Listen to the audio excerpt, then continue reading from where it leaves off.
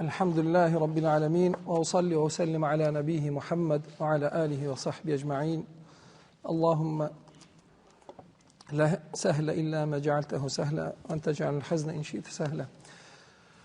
Ассаламу алейкум ва рахматуллахи ва баракатуху, уважаемые братья.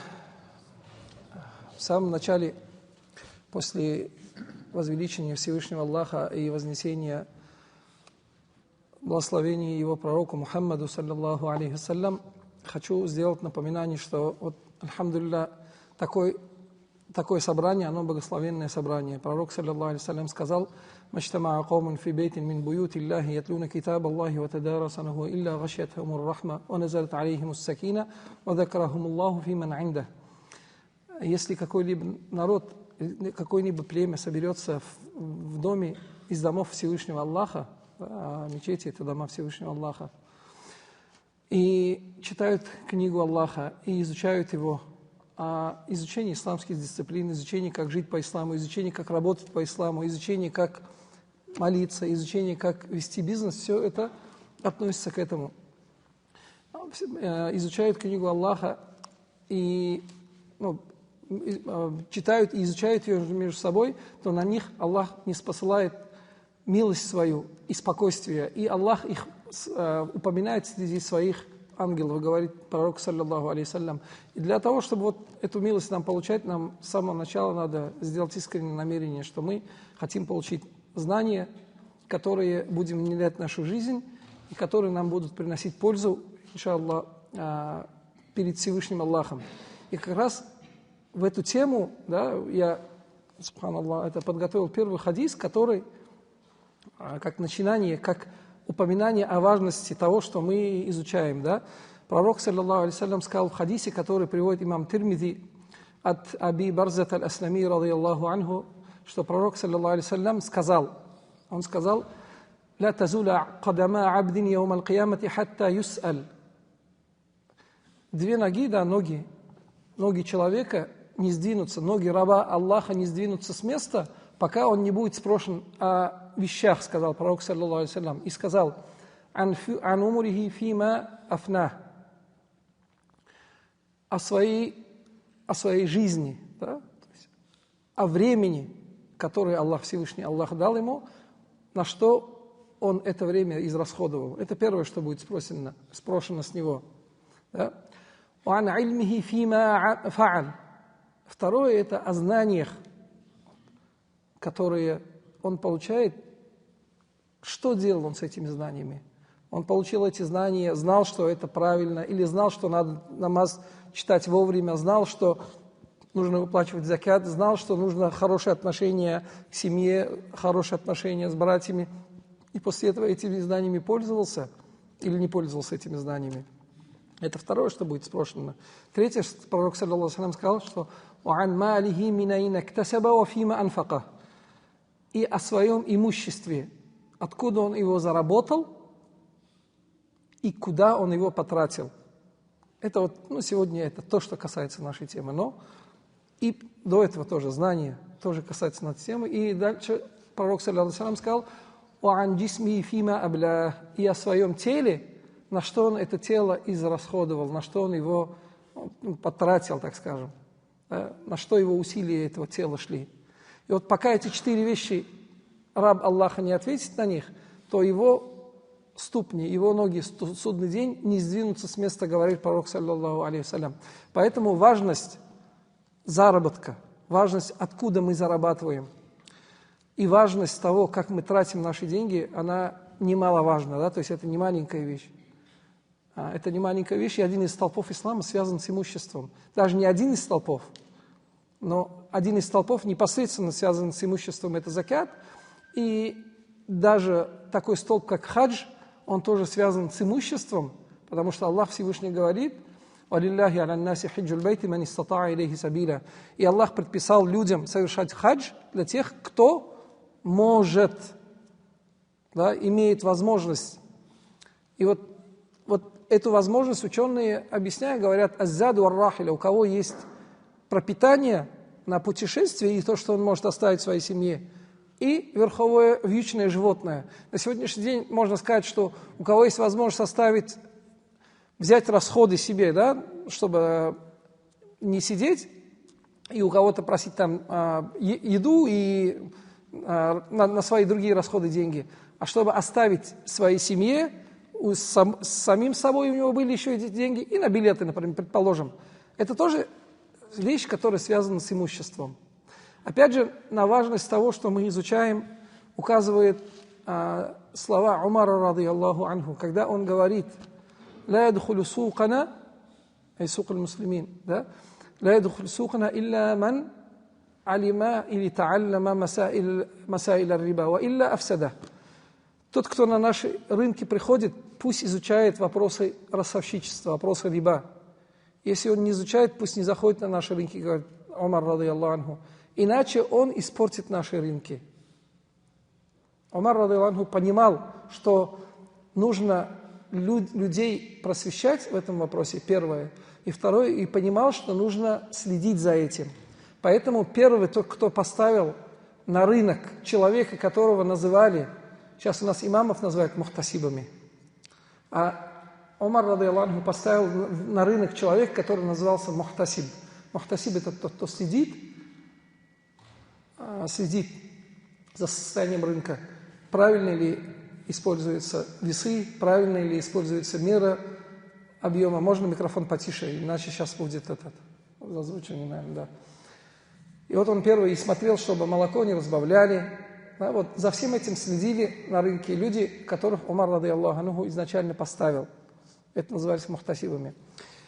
Это все указывает на то, что заработок человека, каким образом он зарабатывает, каким образом он получает имущество, это очень важно в его жизни. И пророк, саллаллаху алейхи вассалям, когда его спросили, этот хадис передает Баззар, когда пророк Рафи ибн аль-Худейджи, радийаллаху анху, один из подвижников, кто передает, его спросили: «Айю касби атьяб?» «Каля амалю раджуль биядихи ва куллю бей'ин мабрур». Когда его спросили, какой наиболее лучший заработок, да, то, что человек может заработать, чтобы кормить этим свою семью, он сказал: то, что человек зарабатывает своими руками. Вот Юсуф Хазрат несколько лекций посвящал до этого. Он посвящал лекции тому, что человек должен давать садака. Не должен сидеть и просить кого-то другого, да, оставаться на шее у кого-то, становиться иждивенцем. А каждый должен давать садака. Если он дает садака имуществом, если он не может имуществом, то любым благим делом. Или должен воздержаться от того, что он делает зло. Ну, то есть не оставаться иждивенцем. Он не должен оставаться иждивенцем, он должен зарабатывать. И пророк, саллаллаху алейхи ва саллям, сказал: наиболее лучший заработок человека своими руками – «Вакуллю бей'ин мабрур» – и каждая благословенная сделка, торговая сделка. Не как сегодня, к сожалению, говорят, слово такое даже распространилось в свое время, барыга, да? Таким с негативным характером. Торговая сделка, пророк саллаллаху алейхи ва саллям сказал: «Вакуллю бей'ин мабрур», то есть наиболее лучший заработок – это благословенная торговая сделка. И то, что человек зарабатывает своими руками. То есть человек, когда он, какой-то ремесленник, что-то делает своими руками, даже идет, метет дворы, это наиболее лучший заработок для человека. И то, что он зарабатывает через торговлю. К этому относится, это не означает, что нужно именно своими руками работать только, да? То есть нужно стремиться к тому, чтобы ты заработал свои деньги. Не оставался и ждал, когда кто-то тебе принесет, да, что-то, а чтобы ты стремился и делал это, и зарабатывал. И соответственно, если ты достигаешь какого-то определенного уровня, выплачивал закят. Теперь же, что непосредственно касается нашей темы, да? Что такое партнерство и вообще разговор о партнерстве. Я буду стараться говорить более простым языком, чтобы было понимание. И у меня просьба, если есть вопросы, меня попросили, да, в этой мечети попросили, сказали, что если есть вопросы, давайте, вот есть телеграм-канал, и вот в этом телеграм-канале по ссылке можно перейти и задавать вопросы, чтобы они были модерированные, и чтобы была какая-то чтобы не было неразберихи и базара. И вот по этому телеграм-боту задавайте вопросы, и я чуть позже включу свой телефон, да, в конце лекции, мы договоримся так, у нас 2 дня, да, сегодня лекция и завтра лекция. Я постараюсь ту тему, которую подготовил, именно вот эти 2 дня уложиться. И сделаем так. Я сегодня вам рассказываю, и то, что касается сегодняшней темы, вы мне задаете вопросы. Завтра, иншаллах, оставим чуть меньшую часть для нашей темы, да, мы ее постараемся завершить пораньше. Я себя слышу. Постараемся завтра чуть пораньше завершить и оставить возможность для и других вопросов тоже. Для других вопросов тоже, иншаллах. Самое первое, партнерство, там, как? Поближе микрофон. Хорошо. Ладно, тогда. Что касается партнерства в исламе, да, что такое партнерство вообще? Когда ученые по исламскому праву, ученые по фикху говорят о партнерстве, они упоминают много разных определений, но если коротко говорить, они говорят, партнерство – это участие в партнерстве, чтобы наше такое простое понимание было. Это не определенный термин, я пытаюсь довести, чтобы было понятно, да, потому что не академическая как бы эта среда. Партнерство – это участие 2 или более лиц во владении каким-либо материальным активом. Это мы сейчас, о чем говорим сейчас. Участие 2 или более лиц во владении каким-либо материальным активом. О чем мы говорим? Вот участие 2 или более лиц во владении какой-либо мыслью, да, об этом мы не говорим. Да, это можно назвать условно партнерством, да, мы партнеры, и мы одинаково мыслим, одинаковые идеи несем, но сейчас речь не об этом. Речь о том, что когда 2 или более людей владеют каким-либо материальным активом, вот это называется партнерство. И вот ученые говорят, что партнерство в исламе бывает, в первую очередь, просто партнерство, как совладение 3 видов. Самое партнерство, это партнерство, оно называется шарикат аль-мильк, если на арабском брать. Я стараюсь много не употреблять арабских терминов, потому что люди путаются, и потом мудараба, мушарака. Давайте говорить нашими ясными терминами, и затем закреплять как бы арабскую терминологию, да, которая в фикхе идет, чтобы было правильное понимание и как бы правильно потом можно было разговаривать и задавать вопросы. Так вот, самая первая часть – это просто, когда люди участвуют, соучастие во владении каким-либо активом. Просто владеют. Это называется шарикат аль-мильк. При этом оно бывает 2 видов. Когда они владеют выборочно, сами выбирают это. Каким образом? Вот примеры, будем через примеры вам доносить. Когда, например, я и мой сосед или мой друг какой-то идем и покупаем совместно машину. Это мы сами выбираем. Мы идем и совместно покупаем машину. Мы участвуем во владении этой машиной совместно. И мы партнеры. Но эта машина не разделена. Он не может сказать, Булат, рулевая часть твоя, а та часть пассажирская моя. Или наоборот, передняя часть твоя, где двигатель, а задняя часть моя. Чтобы ремонт не делать двигателя и коробки передач. Так не может сказать. Нет, это у нас общедолевое как бы участие. Мы в общих долях владеем. Каждая часть в двигателе его половина, моя половина. В каждом колесе его половина, моя половина. Или не обязательно половина. Если он внес там 2/3, то 2/3 его, 1/3 моя.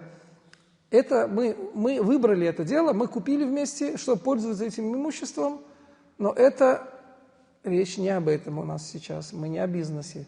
Это просто владеем. Это когда человек выборочно делает. А есть второй вид, когда без его выбора это происходит. Какой пример это привести? Это когда умирает человек, его наследство, его имущество переходит его детям. Они выбирали это? Нет, не выбирали. Если у него осталось два сына, то каждому остается по половине. Если у него 3 детей, там 2 сына и 1 дочь, то имущество делится на 5 частей, по 2 части его сыну, его сыновьям, и 1 часть остается дочери. И они, если это был дом, например, то получается 1/5 принадлежит дочери, и по 2/5 принадлежит сыновьям. Они совладельцы этого дома. Потом они могут продать, разделить, это их право. Но это они выбирали, чтобы быть совладельцами или нет? Не выбирали. Это произошло по принуждению, так скажем. Да? Это произошло без их воли. Да? Без их воли. Это тоже называется партнерство, это тоже называется совладение, но речь не об этом. Второй вид совладения, это о котором говорят в хадисах, да, когда пророк, саллаллаху алейхи ва саллям, говорит: «Аль-муслимуна шурака фи талат». Верующие люди, партнеры в 3 вещах, говорит пророк, саллаллаху алейхи ва саллям. «Аль-ма ван-нару валь-каля». Он говорит, это огонь, как источник, источник света, костер, огонь. Если где-то горит огонь, то верующий человек может прийти и попросить оттуда взять огня. Или оттуда идет свет, запрещать, некоторые ученые говорили, запрещать нельзя, потому что верующие владеют. Второе, это аль-ма ван-нар, первое, вода, то есть в очередь, ладно, огонь, вода это реки, общая долевая. Тот, кто пришел, взял, вода стала его, но так это общая доля. И третье, это каля, это пастбище. Если пастбище на непринадлежащей тебе земле, общей земле, любой человек может прийти и накосить сено. По идее так, да? Но опять же, это называется шарикат ибаха, то есть это партнерство в том, что дозволено, да? Каждый человек вроде партнер, верующие люди партнеры, но опять же, это не про бизнес. Это не про бизнес. Поэтому эти темы мы знаем, мы понимаем, что люди могут быть совместно владеть, но это не всегда оказывается бизнес. То есть, когда им достается по наследству или когда они совместно покупают, не для того, чтобы перепродать, а просто чтобы пользоваться какой-либо вещью или жить в доме одном, или покупают, например, дом, он один, они его делят, комнаты между собой, и живут в нем. Но они владеют общим одним домом. Это владение, это партнерство, но это не про то, что мы сейчас говорим. Мы будем сегодня говорить про партнерство, когда люди заключают между собой договор партнерства. Они договариваются и говорят, ударяют по рукам, говорят, давай будем вместе зарабатывать деньги. Поэтому некоторые, условно переводя, говорят, это партнерство, коммерческое партнерство, да? Хотя в исламе, в фикхе такого понятия, как коммерческого партнерства нет изначально. Его называют шарикат аль-акд, говорят, да? Партнерство по договоренности его называют. Когда люди договариваются, чтобы заключить партнерство. И их целью, естественно, является получение прибыли. Их целью является получение прибыли. Так вот, это партнерство, целью которого является получение прибыли, бывает 4 видов. Да? Самое первое, это мы часто слышим об этом, да, я просто как примеры приведу, и некоторые потом детально разберем. И я сегодня постараюсь вам дать основные правила, сегодня и завтра, основные правила, чтобы многие вопросы по бизнесу, очень много людей всегда приходят, отправляют инвестиционные договора, отправляют договора, спрашивают, мы делаем так, спрашивают, мы делаем так, чтобы эти вопросы, многие из них отпали. Эти правила, они дадут вам, прольют свет на то, как возможно взаимодействовать, и то, как невозможно взаимодействовать. Самый первый вид партнерства, его ученые выделяют, но оно называется, на русском это доверительное управление, когда есть человек, который может вести бизнес, у которого есть идеи, у которого есть инструменты, инструменты имеются в виду бизнеса, который умеет что-то делать, у него есть бизнес-идеи, он что-то проработал, но у него нет денег. И есть второй человек, у которого есть деньги, он хорошо зарабатывает, или ему досталось наследство, или он поработал, уже на пенсию вышел, и есть деньги. И он эти деньги хочет куда-то пристроить, чтобы они не просто лежали у него на исламском счете банка, а чтобы они работали и приносили доход и ему, и тому, кто этими деньгами работает. Так этот человек, который берет эти деньги и управляет, управляющий, да, он берет и управляет на доверии. Да, и это вот как бы называется доверительное управление. В фикхе это называется мудараба. Есть другие названия, кирад есть. Но вот мудараба, оно известно как мудараба. Это когда деньги с одной стороны, а управление и работа с другой стороны. Это первый вид партнерства. Ученые очень часто, когда говорят о партнерстве, они его выводят.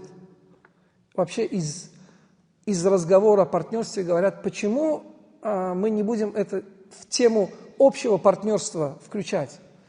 Потому что, когда мы сказали в самом начале, что такое партнерство, это владение двух или более лиц, участие во владении имуществом. Мудараба – деньги чьи? Инвестора, с одной стороны только. Управляющий владеет этими деньгами? Нет, не владеет. Он их берет, чтобы ими работать. Но он не собственник этих денег. Поэтому говорить, что это полноценное партнерство, нет. Объясняю, это его условно приводят в раздел партнерства, потому что правила, в принципе, в исламе правила, они во многих вещах они универсальные, но условно его называют партнерством в прибыли. То есть, если будет прибыль, то эти две стороны, они владеют этой прибылью. Если прибыли нет, то говорить о партнерстве имуществом нет. Это первое, это называется доверительное управление или мудараба, да? Второе, это то, что называют, я не знаю, вот, его называют по-арабски шарикат аль-вуджух, это партнерство лицами вообще, если дословно переводить, да? Но можно его перевести условно как или кредитное партнерство, или партнерство в обязательствах. Что это означает? В арабском языке слово «лицо» не всегда означает просто то лицо, по которому которое смотрит, да? А иногда говорят, у него нет лица, то есть этому человеку нет чести, этому человеку нет доверия. Да? Вот партнерство, это партнерство на доверии или партнерство, связанное с доверием. Каким образом это происходит? Два человека, у которых есть определенное положение, у которых есть определенные связи, у них есть какие-то наработки, друзья, но у них нет денег. Они хотят работать, они хотят зарабатывать деньги. Они приходят, вместе объединяются, один говорит, слушай, у меня денег нет, но слушай, у меня есть возможность получить товар, вот есть поставщик один, я с ним с детства дружу, он у меня сосед, он мне доверяет, мы можем взять товар у него. Пока платить не будем деньги. Деньги оплатим попозже. Возьмем или под реализацию, или возьмем в рассрочку, но деньги платить не будем. Ты же умеешь продавать хорошо? Ну да, я работал в нескольких компаниях торговым представителем или менеджером по продажам. Давай, я умею продавать, у тебя есть возможность привлечь этот товар. Давай мы создадим компанию, вместе возьмем этот товар или под реализацию, или в рассрочку, и затем продадим, деньги отдадим человеку, прибыль будем делить совместно. Это партнерство, эти два человека не внесли ни копейки денег. Ну, совсем без копейки не бывает, но все равно. Они не ввели с них денег. Они взяли какой-то товар под свои обязательства. То есть они партнеры в обязательстве. И такой вид партнерства возможен. И более того, сегодня большинство предпринимателей пытаются использовать именно вот этот рычаг. Или не рычаг, так скажем, эту возможность.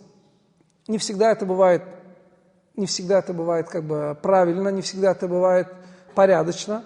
Когда тебе говорят, давай поставь мне товар, я тебе оплачу через 3 дня, да? А потом в итоге, получается, платить через 3 месяца. Они у тебя получают кредитование на 3 месяца. Причем бесплатное. Бесплатное почему? Потому что ты им поставил товар на 1 миллион, и они через 3 месяца тебе платят этот 1 миллион. Если бы они пошли и купили бы этот товар в рассрочку на 3 месяца изначально, то этот товар бы им продали за 1 миллион 100 тысяч рублей. Но они говорят, нет, мы сразу будем платить, по факту в течение 3 и 5 дней, и потом растягивают на 3 месяца, и И вот так с одним поставщиком, вторым, третьим, четвертым, и глядишь, у них оборотка из того, что она была изначально, реально денег у них было там 5 миллионов, они это превратили в 25 миллионов оборотных средств, потому что у них товара на складе на 25 миллионов. Эта ситуация возможна. Это порядочная ситуация? Нет, непорядочная. Но вот если они изначально говорят, у нас товара, например, на 5 миллионов, но мы идем и берем, вот по этому виду партнерства, да, мы идем, берем товары у людей, которые нам доверяют, говорим, отдадим через месяц там, или через 2 или 3, мы сразу говорим, и себе этот товар набираем, чтобы его продавать, реализовывать и как бы увеличить свои оборотные средства. Если мы это говорим, и люди знают, и понимают, идут навстречу, тогда проблем в этом нет. Но когда ты говоришь, что я возьму, заплачу завтра, оплатишь через 3 месяца, по факту ты использовал деньги твоего поставщика. И это непорядочно. С точки зрения ислама это непорядочно, это неправильно. И более того, это как бы такой заработок, он не дозволен, он неправильный будет. Мы не говорим о форс-мажорных ситуациях. Но просто, к сожалению, я не из практики говорю, я не говорю из теории. Да, очень часто, когда нам учителя рассказывали, они рассказывали, и так гладко, вот есть такая пословица, гладко было на бумаге, да забыли про овраги. Да, вот очень часто бывает гладко, так все рассказывается, а потом, когда ты сталкиваешься в жизни с реальными вопросами, получается, как так? Ты теряешь свои деньги, ты эти деньги мог в течение 3 месяцев, например, этот же товар ты можешь обернуть, ну, предположим, 1 раз или 2 раза. И при этом у тебя наценка там 10-20%. Ты, получается, теряешь эти 10-20% прибыли своей. И за счет твоих потерь этот человек приобретает, потому что он увеличивает свои оборотные средства только за счет того, что он у тебя изъял эти деньги. Ну, или товар на эти деньги. Это второй вид партнерства. Да? Долговое партнерство, да, или партнерство в обязательствах. По-арабски шарикат аль-вуджух называется. Третий вид партнерства – это именно имущественное партнерство. Имущественное партнерство – это когда 2 или более лиц складываются, говорят, давайте будем заниматься каким-нибудь проектом. Построим завод. Подождите, я немножко вернусь назад, да, чтобы это было. Изначально мудараба, ладно, давайте потом уж к этому вернемся, да, иншаллах. Построим завод. Или купим какой-либо товар с Китая, привезем его сюда и здесь будем продавать. Или купим какой-то скот, откормим его, забьем, продадим. Да? То есть пример и производства я вам привожу, пример торговли привожу. Или говорят, давайте вкладываемся деньги, это строим, покупаем помещение, ремонтируем его хорошо и делаем, например, парикмахерскую. Это пример услуг. Все возможно. То есть 3 человека, 2 человека, 4 человека, 5 человек договорились, вложили свои деньги и хотят зарабатывать, хотят получать прибыль с того, что они вложились в какой-либо проект. Это называется имущественное партнерство. К нему, иншаллах, мы вернемся попозже, да? К нему, иншаллах, завтра вернемся. И 4-й вид партнерства, это вот мы говорим о коммерческих, да, договорных партнерствах, как мы сказали. Первое – это мудараба, да, доверительное управление. Второе – это когда люди берут в долг, да, партнерство в обязательствах. Третье – это когда люди складывают свое имущество, да, в каждый, у кого сколько есть, складывают и договариваются. И 4-й вид партнерства – это партнерство, трудовое партнерство, когда 2, 3, 4, 5 договариваются, говорят, давай так, мы находим работу, да? Каждый из нас, кто находит работу, да, находим работу и делаем ее, и делим прибыль так, как договоримся. Это вот трудовое партнерство. Я сегодня начну, иншаллах, с трудового партнерства, да? Начну с трудового партнерства, чтобы потом те остальные упомянуть, там, закончить с ими тоже, иншаллах. Потому что этот вопрос часто возникает, люди приходят, спрашивают, говорят, мы бригада работаем. Так вот, трудовое партнерство – это когда двое или более лиц договариваются, что они берут какую-либо работу и делят прибыль так, как они договариваются. Они могут договориться, что, например, берем работу, например, отделку дома, да, берем работу, или перевозку каких-либо товаров. А перевозка тоже может быть. Два человека перевозчика, у каждого по машине. Или договариваются, что они находят, я не знаю, два врача договариваются, или врач и еще кто-то договариваются, что они принимают какую-либо работу, то есть берут работу, и ее выполняют, и то, что они получили, делят прибыль между собой в соответствии с договоренностью. В соответствии с договоренностью. Например, бригада берет отделку квартиры. Да, один приходит, говорит, ребят, я нашел для нас работу. Так вот, суть этого партнерства, что каждый из них может принять работу. Да, когда каждый из них может найти работу, сказать, ребята, все, я взял работу.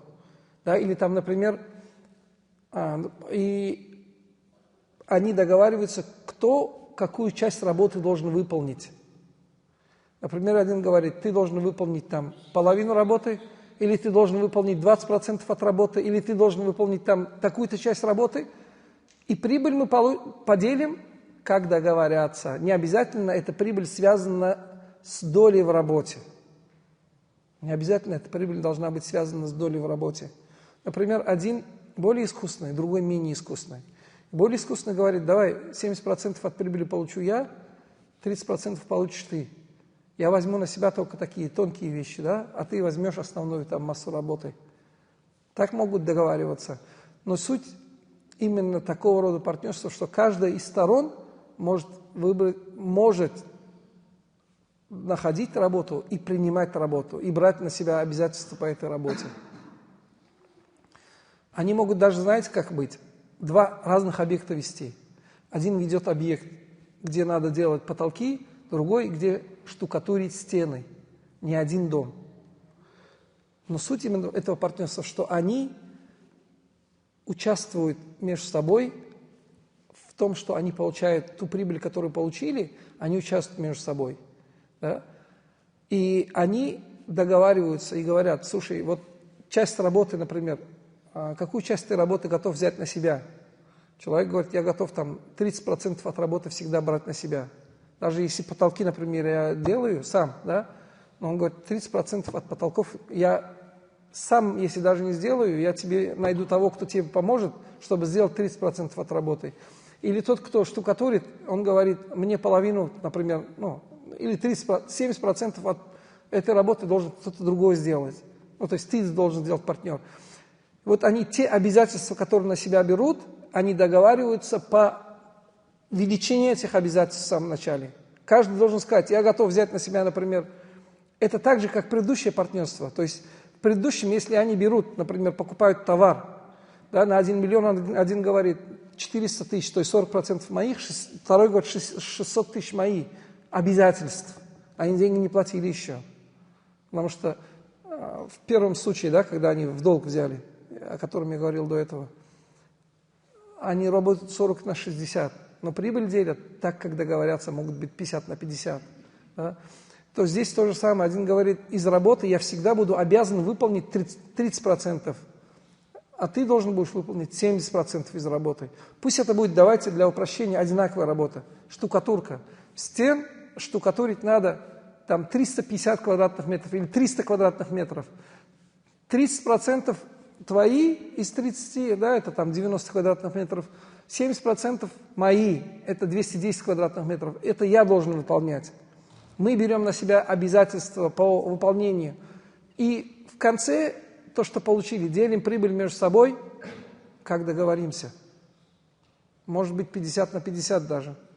И это сегодня в бригадах практикуется, да, когда приходит человек и говорит: слушай, у меня в бригаде работаем мы 5 человек, каждый выполняет разную работу, но получает, одинаковую прибыль. Мы делим на 5, но объем работы разный. То есть объем работы не всегда соответствует с теми деньгами, которыми он получает. Вот такого рода трудовые партнерства, они возможны и они распространены. И очень часто, да, такие вопросы задают, человек говорит: я нашел работу, я договорился, что мы будем делать там отделку квартиры, и договорился, что мы за отделку квартиры получим там 1 миллион рублей. И я договорился, что там моя часть работы, там это 30%. Обязан ли я сам работать? Нет, ты не всегда обязан сам работать, но ты эту работу... Что значит обязательство по работе? Обязательство по работе, это означает, что 30% от работы ты должен обеспечить, чтобы они выполнились. Ты можешь нанять работника, ты можешь попросить друга, ты можешь сам прийти и ночью работать, но это обязательство, которое ты взял, ты должен его выполнить. Вот 30% или тот объем, о котором вы договаривались, видели, ты его должен выполнить. В этом случае ты имеешь право получить ту часть прибыли, которой вы договорились. Не всегда это 30%, это может быть 40%, это может быть 50%. Может быть, ты нашел работу, и из-за того, что ты нашел работу, ты больше получаешь. Да? Может быть так. Но возникает вопрос: а что произойдет, если будет убыток? Некоторые говорят: убыток не может быть, это же услуги, то есть люди работу выполняют. А представьте, что, чтобы выполнить эту работу, им пришлось еще нанимать грузчиков, пришлось нанимать, тех, кто придет там почистит, пришлось нанимать еще какую-то электриков, потому что среди них электриков нет. И вот стоимость вот этих работ превысила ту сумму, которую они получат. Возможно же такое? Например, они договорились, что ремонт будет стоить 1 миллион рублей. Все, по рукам ударили. Хорошо.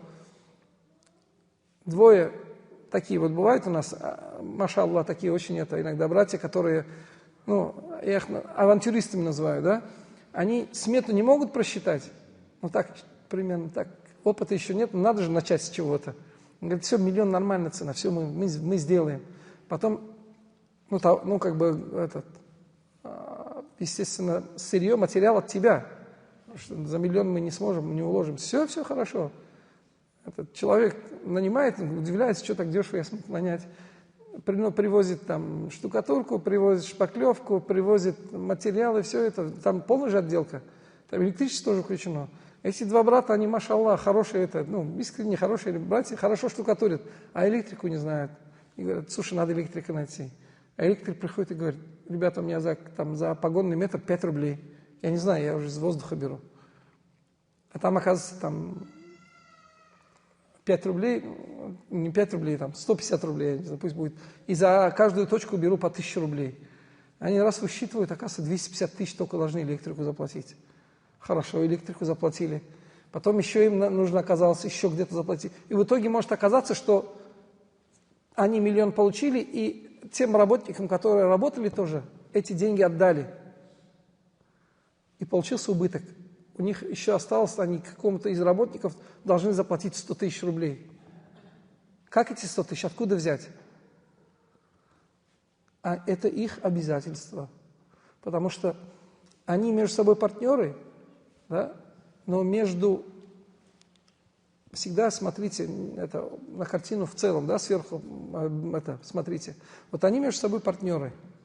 То, что они между собой, мы поняли. Сейчас мы их в одно целое свели, в стакан их налили. Они вот сейчас стакан. Приходит тот, кому нужно эту квартиру отремонтировать. Какие отношения у него с этими людьми?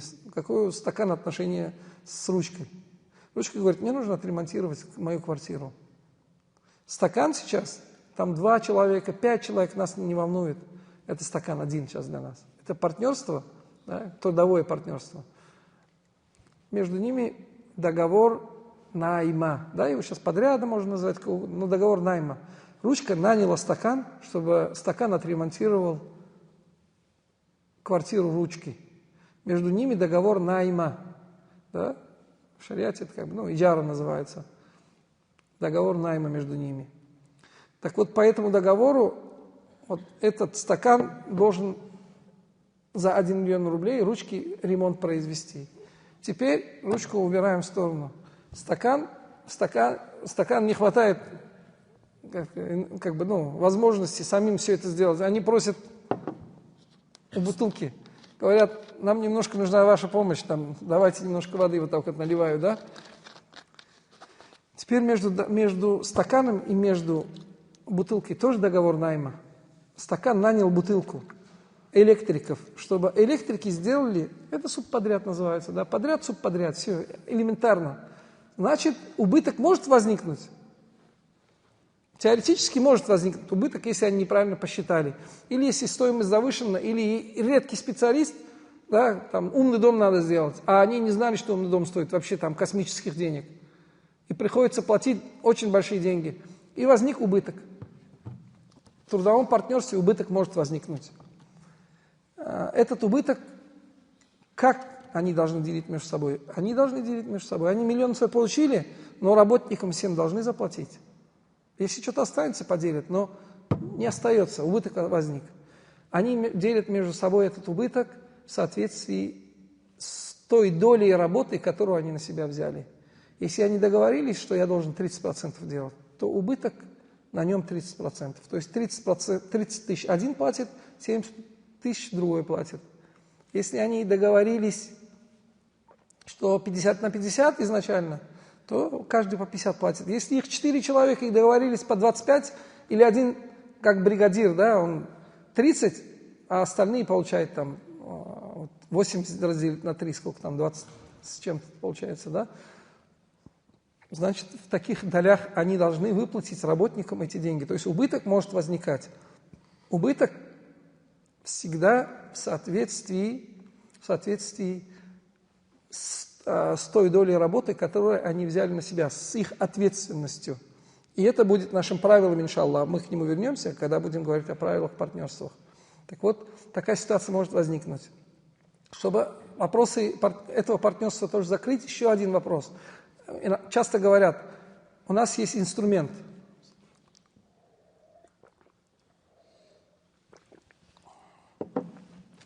Этот инструмент, или этот инструмент они на совместные деньги берут, да, тогда они владеют этим инструментом в соответствии со своими долями. Да, они говорят, давай я 30% скидываю я, 70%, или наоборот, 50 на 50. Как договорятся? Тогда это совместное владение, да, инструментом. И ремонт они должны делать в таком же соотношении, да, если, например, нужно пойти отремонтировать, да, я не знаю, щеточки прогорели или что там как называется. За ремонт заплатили 1000 рублей. Если 30 на 70, то один платит 70 рублей, другой платит 30 рублей.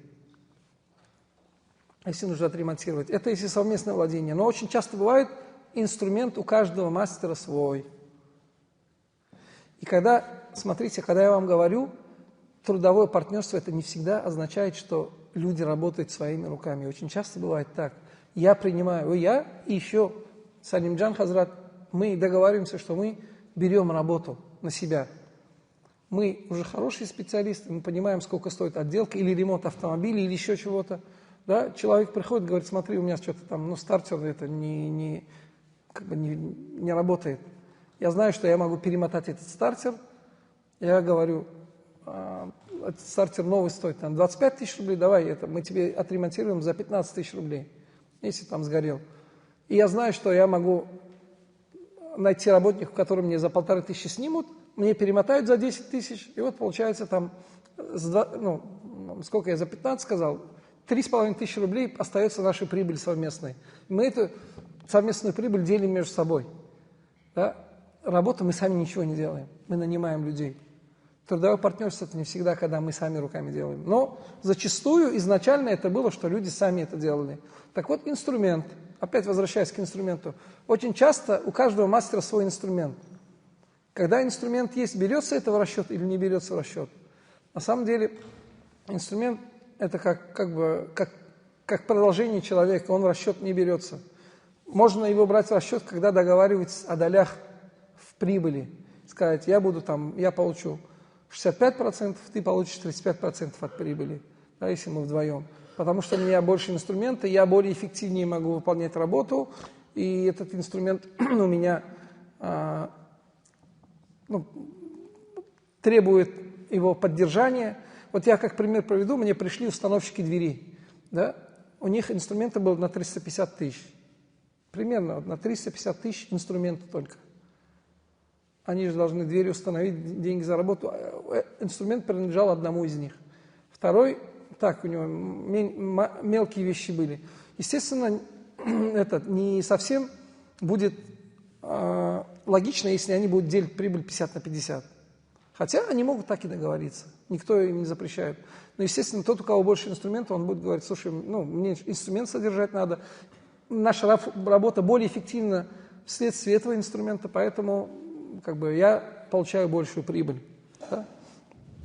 Это вот что касается основных вопросов этого партнерства. Теперь, так, давайте Теперь вопрос встает. Вообще мы говорим, много использовали слово прибыль, да? А что такое прибыль? Что такое прибыль? Доход, прибыль. Сейчас мы можем бухгалтерскую стену найти, да? Бухгалтеров вы замучаетесь, потому что у них операционная прибыль есть прибыль до налогообложения, прибыль после налогообложения, чистая прибыль. Все это одно и то же. Но вообще, давайте хотя бы понимание прибыли. Это все, что приходит к нам, прибыль или нет? Нет. Доход минус расход, правильно. Это мы о прибыли говорим, да? Но когда мы говорим сейчас прибыль, это не всегда доход минус расход. Это скорее речь о доходе. Скорее о доходе, да? Хотя этот термин, который используется в арабском языке, слово «прибыль» используется в книгах по фикху, он очень часто имеется в виду просто даже доход. Так вот, чтобы человек имел право получить вот этот доход или прибыль, должны быть соблюдены, это вот давайте первое условие, да, первое правило, как запишем, чтобы получить прибыль, да, прибыль, вообще это, причины, правило первое, да, причины для получения прибыли, они три причины. Должна одна из причин всегда быть. Я сижу, и два друга моих разговаривают о бизнесе. Да? Они разговаривают, что они там привезут машины с Китая, там, продадут и поделят прибыль. Я сижу и слушаю, говорю, ребят, я тоже в теме. Да? И хочу получить тоже прибыль. Они привезли машину, продали, там, получили 200 тысяч или 300 тысяч. Я сижу, жду, когда они мне деньги принесут. Они не приносят и не приносят. А я говорю, почему вы не принесли? Я же тоже я же с вами вместе участвовал, когда вы разговаривали, я слушал вас внимательно, очень внимательно, не консультировал. Если консультировал, другой вопрос. Я очень внимательно вас слушал. Я даже переживал за вас, дуа делал. А вы мне ничего не приносите, как-то немножко обидно. Они говорят, ладно, давай так, ты деньги вкладывал? Нет, не вкладывал, я просто слушал вас. То есть первая причина – это имущественное вложение, да, деньги. Чтобы человек мог получить доход или прибыль, самое первое должно быть это имущество, да, имущественное вложение. Это вложил деньги или принес какой-либо товар, чтобы его можно было продать и заработать, или еще что-то. Да. Первое – это имущественное вложение. То есть я сидел, я деньги не вложил. Второе – это ответственность. Помните, мы говорили о партнерстве, когда два человека берут у своего знакомого поставщика товар для того, чтобы его продать. Вот они взяли на себя ответственность. Представьте, они взяли этот товар, да? Предположим, это курица халяль. И эта курица, пока ехала, рефрижератор разморозился, и она приехала и испортилась. А товара был там на 1 000 000 рублей. Этот 1 000 000 поставщик, знакомый, доверяет мне. Этот 1 000 000, что мы должны сказать, все, извини, брат, это так получилось. Нет, это, если я с кем-то в партнерстве был, это наше обязательство перед поставщиком 1 миллион рублей. Это ответственность наша, обязательство перед ним. И это обязательство, ну, в соответствии с нашими договоренностями. Ладно.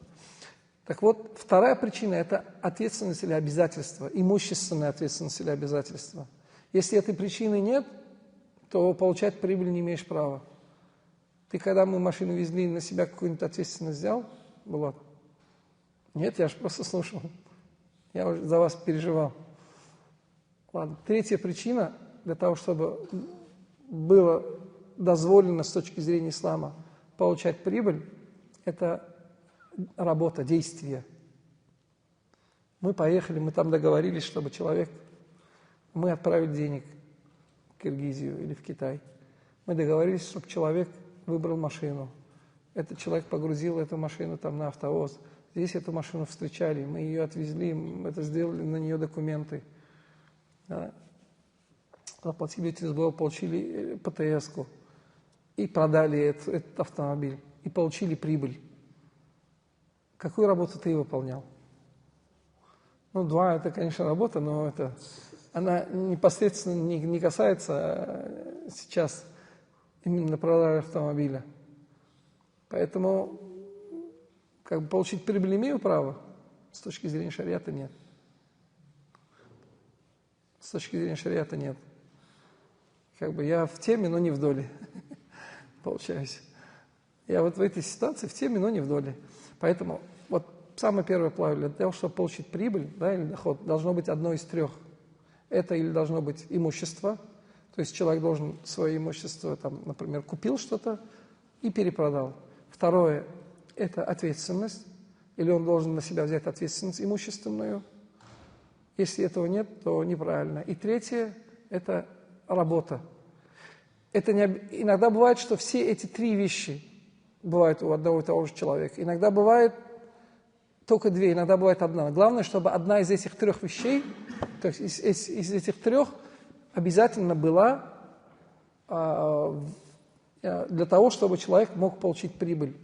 Если же этого ни одного не было, то претендовать на доход – это неправильно. В этом случае тогда получится только садака, если тебе человек пришел, дал денег, потому что у него удачно провернулась операция. Тогда возникает, часто вас задают вопрос, немножко отхождение от темы, но люди говорят, я там нашел покупателя для там, продавца, ну, моего друга продавца. Покупатель купил с хорошей, там, по хорошей цене, он заработал. Я могу претендовать на какую-то прибыль? Давайте вот из этих 3 вещей посмотрим. Да, там. Имущество, ответственность, работа. Что-то из этих есть? Работа есть, все. Она может быть очень легкой. Я могу позвонить, я могу знать людей, которым нужен этот товар всегда. Позвонить и сказать, слушайте, ребята, вот есть такой товар, по такой цене, готовы взять? Да, готовы. Все, я работу сделал свою. По идее, я сделал работу. То есть претендовать на прибыль я могу. Это мы сейчас говорим о прибыли, не говорим о долях, ни о чем, а просто, чтобы понимание, первое правило было у вас понимание, что такое, когда человек может претендовать на какую-либо прибыль, да? И теперь вот с этим правилом, хочу дополнение этого правила сделать. Теперь мы говорим о реальной прибыли, о чистой прибыли. Что такое чистая прибыль с точки зрения шариата, да? Чистая прибыль с точки зрения шариата – это когда происходит возврат капитала и остается какая-то надбавка. Или доходы минус расходы, как мы сказали. Просто доходы минус расходы может быть убыток. А мы говорим сейчас, что такое прибыль. Прибыль – это когда происходит возврат капитала и остается какая-то надбавка. Вот эта надбавка и является прибылью. И об этой прибыли пророк, саллаллаху алейхи ва саллям, сказал в хадисе. Просто часто бывает, люди говорят, давай купим автомобиль, сдаем его в аренду и делим прибыль. Вот мы купили автомобиль за 2 миллиона. И начали сдавать, давайте не за 2 миллиона, за 5 миллионов купили какой-нибудь старый тягач. Не тягач, а самосвал. За 5 миллионов купили и начали сдавать его в аренду. Каждый месяц автомобиль этот приносит, например, 300, 400, 500 тысяч рублей. 500 тысяч рублей. Я купил я заплатил 4 миллиона, мой друг заплатил 1 миллион. И каждый месяц этот автомобиль приносит 500 тысяч рублей. Мы договорились прибыль делить 50 на 50. Первый месяц приходит, и он говорит: давай делим прибыль, давай 250 тысяч мне. Вот теперь вопрос. Эти 250 тысяч являются прибылью или нет?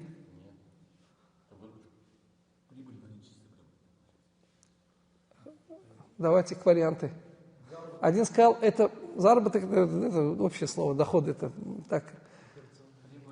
Это прибыль или не прибыль? Не прибыль. Смотрите, вот с точки зрения правила, которое я вам дал, вначале должен быть возврат капитала, и затем мы говорим о прибыли. Да? Возврат капитала не произошел. Представьте ситуацию 2 месяца. Я на уговоры этого брата пошел на поводу у него, и мы начали делить эти деньги. 250 ему, 250 мне. Месяц прошел, второй месяц пошел, на третий месяц водитель на мосту, это был гололед, не справился и опрокинул машину, и она утонула в Волге.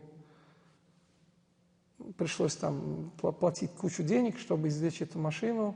Мы эту машину извлекли, но она оказалась уже все и там и гидроудар, и все, эту машину мы не можем ничего с ней сделать. Мы ее выставили на продажу и смогли ее продать за 2 миллиона.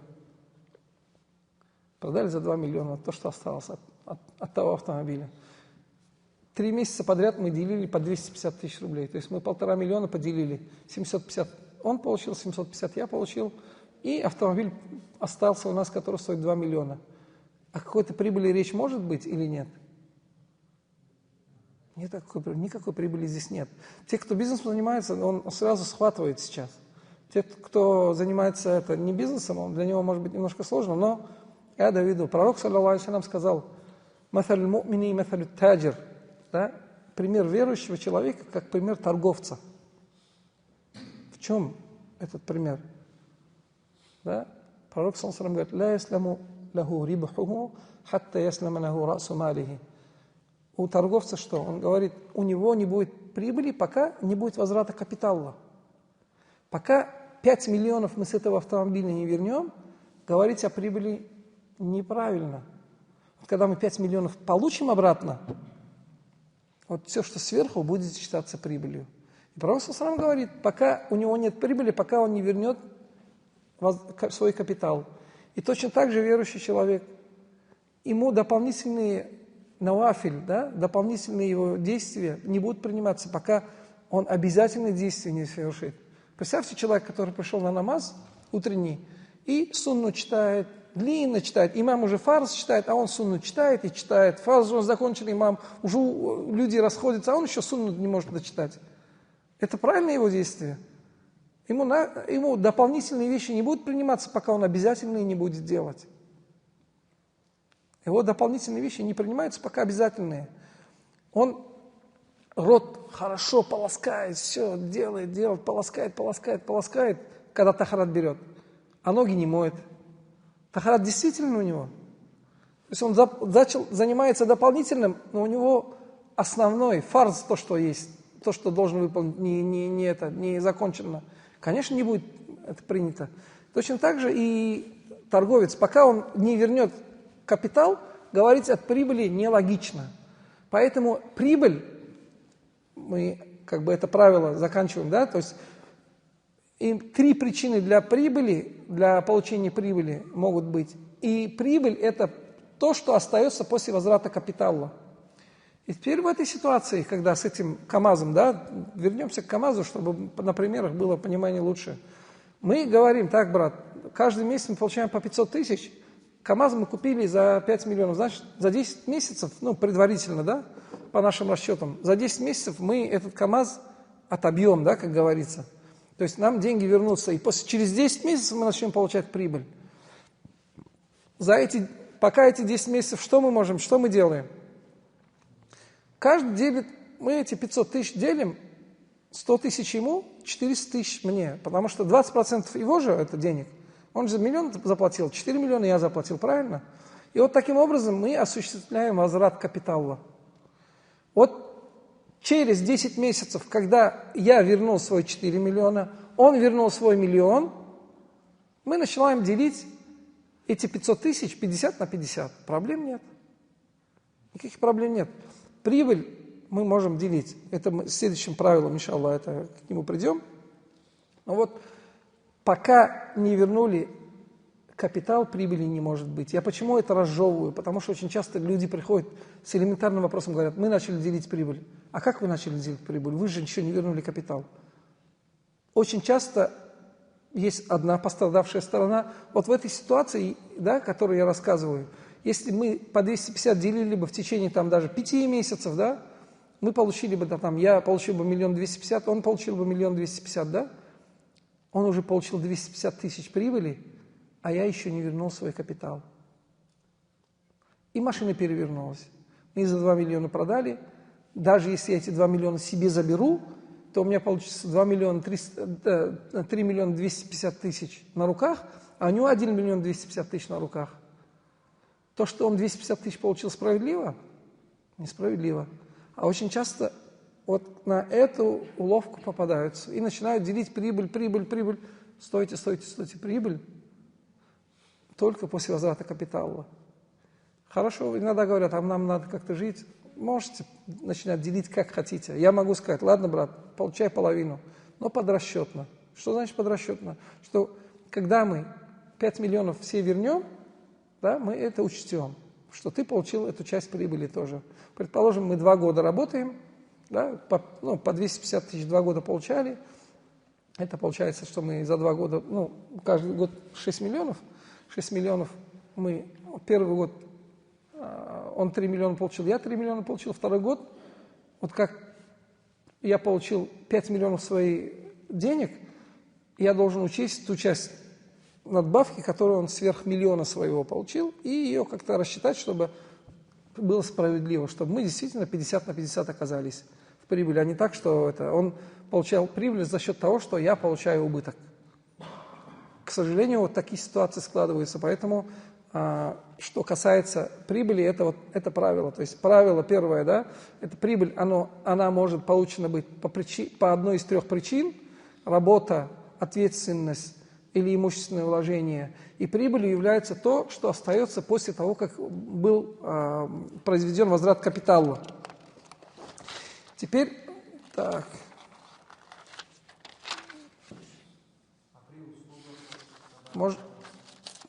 Подождите, можно это как его? Мы сейчас. Так.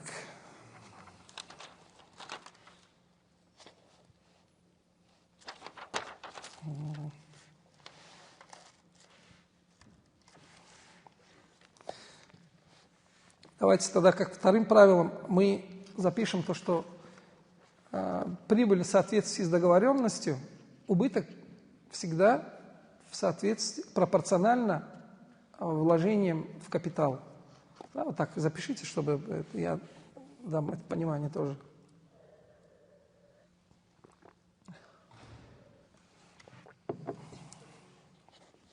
Прибыль в соответствии с договоренностями, а убытки пропорционально вкладу в капитал. Поясню, да?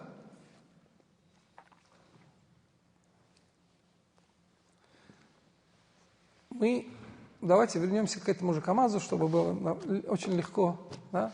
Потому что цифры одинаковые. Это, в принципе, на основании этого все можете остальное это делать. Мы купили КАМАЗ за 5 миллионов. 4 миллиона заплатил я, мой друг заплатил 1 миллион. Если пропорционально, если в долях смотреть, то 80% от этого КАМАЗа, да, от вложений, от капитала. То есть у нас КАМАЗ – это капитал. Мы в него вложили 5 миллионов рублей. 80% из этого капитала вложил я. Да? 80% вложил я, то есть 4 миллиона рублей. 1 миллион вложил он, то есть всего 20%. Прибыль мы договорились делить 50 на 50. Про прибыль мы уже закончили разговор. Сейчас мы говорим об убытке. Так вот, правило гласит, что прибыль в соответствии с договоренностями, а убыток только пропорционально вкладу в капитал. То есть, если, например, мы первый месяц работаем, ну, еще работы нет, но у автомобиля полетела помпа. Да, такое бывает. Представляете, новый автомобиль купили, а у него полетела помпа. Российский автопром или белорусский автопром, разницы нет. Китайский автопром. Я по опыту тоже говорю. После первой же поездки помпа полетела у МАЗа нового. Убыток? Убыток. Помпа, посмотрели, сколько она стоит. Нам сказали, там, она будет стоить 20 тысяч рублей. Хорошо, эти 20 тысяч рублей как мы должны вкладываться? То есть для нас это убыток. Как он на нас ложится? 20 на 80, правильно, 80 на 20. То есть 4 тысячи рублей должен заплатить он, 16 тысяч должен заплатить я. Потому что это наш убыток. Да, это наш убыток. Или мы 3 месяца работали, ничего не происходило, 3 месяца работали, 5 месяцев работали, полгода, потом встретились, говорим, слушай, вот, похоже, это не наша тема, да? Зачем мы с этим ввязались? Ты преподаешь, я преподаю, и мы какими-то КАМАЗами связались. Никто из нас не может не разбираться ни в перевозках, не знает, как водители сливают у нас солярку, не сливают солярку, мы же не разбираемся, зачем нам это с тобой? Полгода достаточно же опыта, что мы же ничего не заработали, да? Давай лучше ты дополнительно возьми себе какие-то предметы и за это время ты, например, твой каждый час стоит 1500-2 тысячи рублей репетиторства. Ты бы уже, может быть, заработал больше, чем мы сейчас получили этих мучений.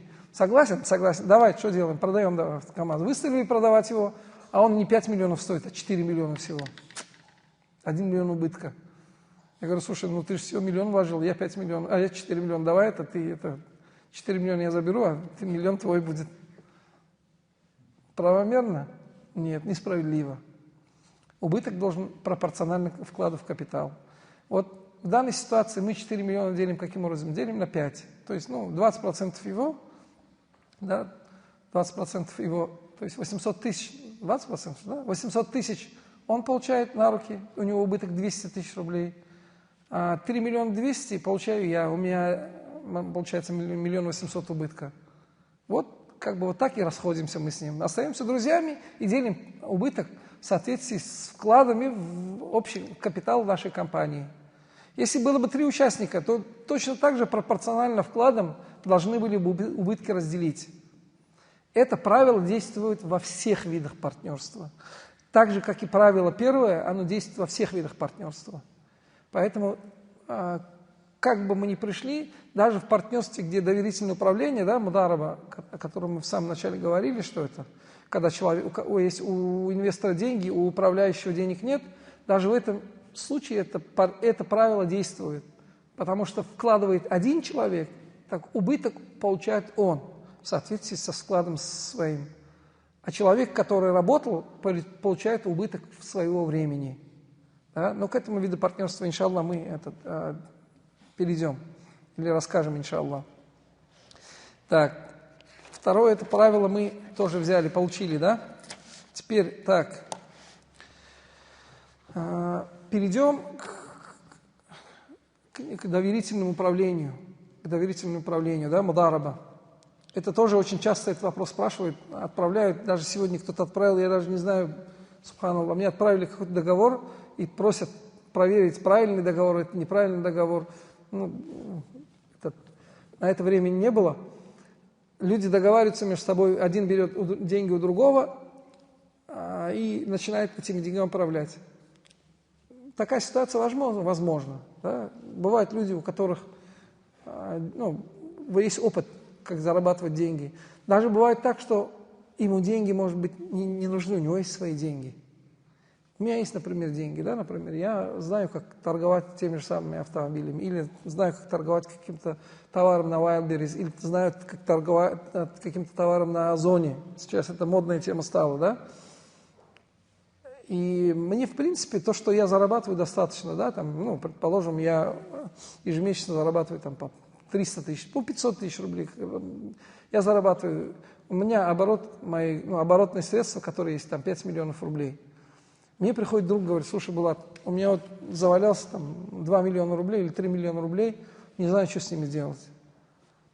Могу пойти отнести в какой-то из финансовых домов. Да, ну там доходность 10% всего, говорит. Мне как-то, 10%, у нас же сейчас инфляция выше. Может быть, ты знаешь, как где-то заработать лучше?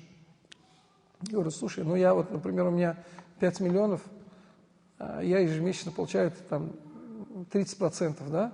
Не 30%, 300 тысяч прибыли там, или 400 тысяч прибыли. Вот сколько это получается? 3600, условно, 3600 делим на 5 миллионов, вот прибыльность там в районе 70-75%. Давай, я готов работать с тобой 50 на 50. Устраивает тебя? Это лучше, чем 10%, конечно. 70 там делим на 2, я условно 70, да? Получает 35% примерно я получаю. Можно так сделать? Хорошо, давай. Я, в принципе, знаю, что я могу больше продавать. Не только то есть ежемесячный оборот у меня будет не вот на эту сумму, а на еще большую сумму. Продавать я могу, у меня, в принципе, возможность есть. То есть может быть ситуация, когда у управляющего нет денег, и он знает, как деньгами управляться и как заработать деньги. А может ситуация быть, что у него есть деньги.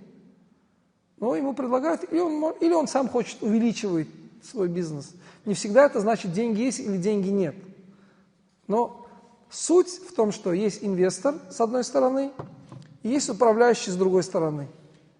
И инвестор передает управляющему деньги на управление. Вот что значит мудараба.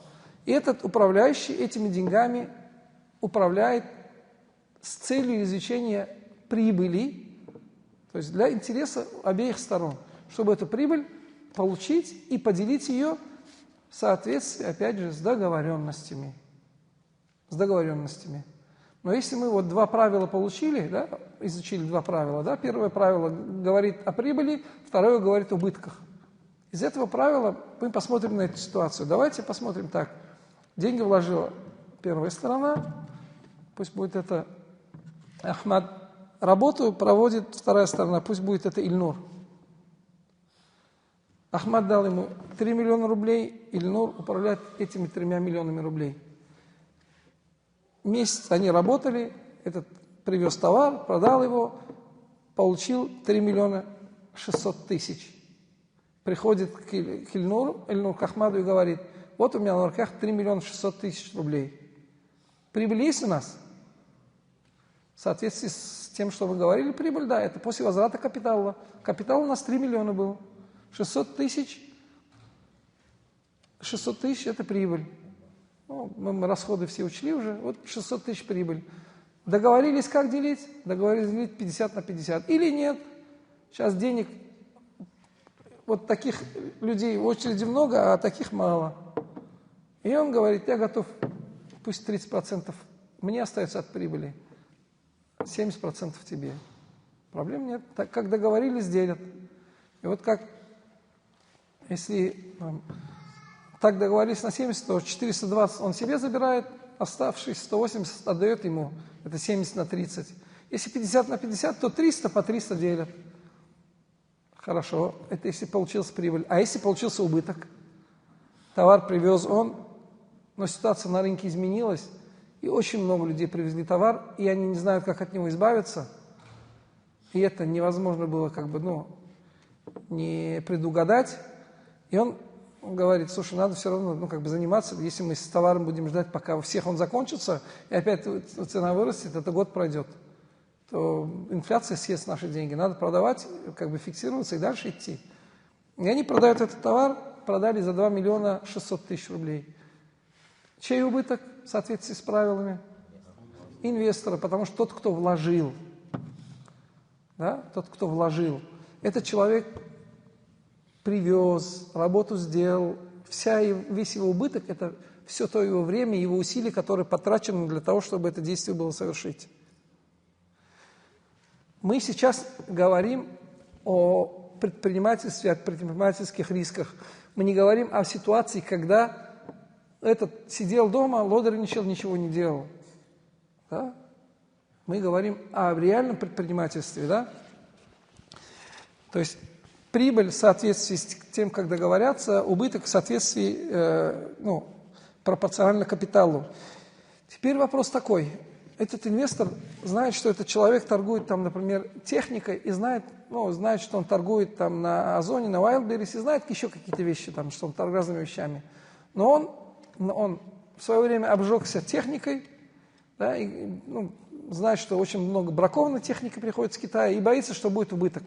И приходит и говорит, Ахмад Ильнур говорит, я тебе дам деньги, но с условием того, что ты не будешь покупать на него технику, а другие вещи какие там. Или обусловить, только покупаешь, например, трикотаж.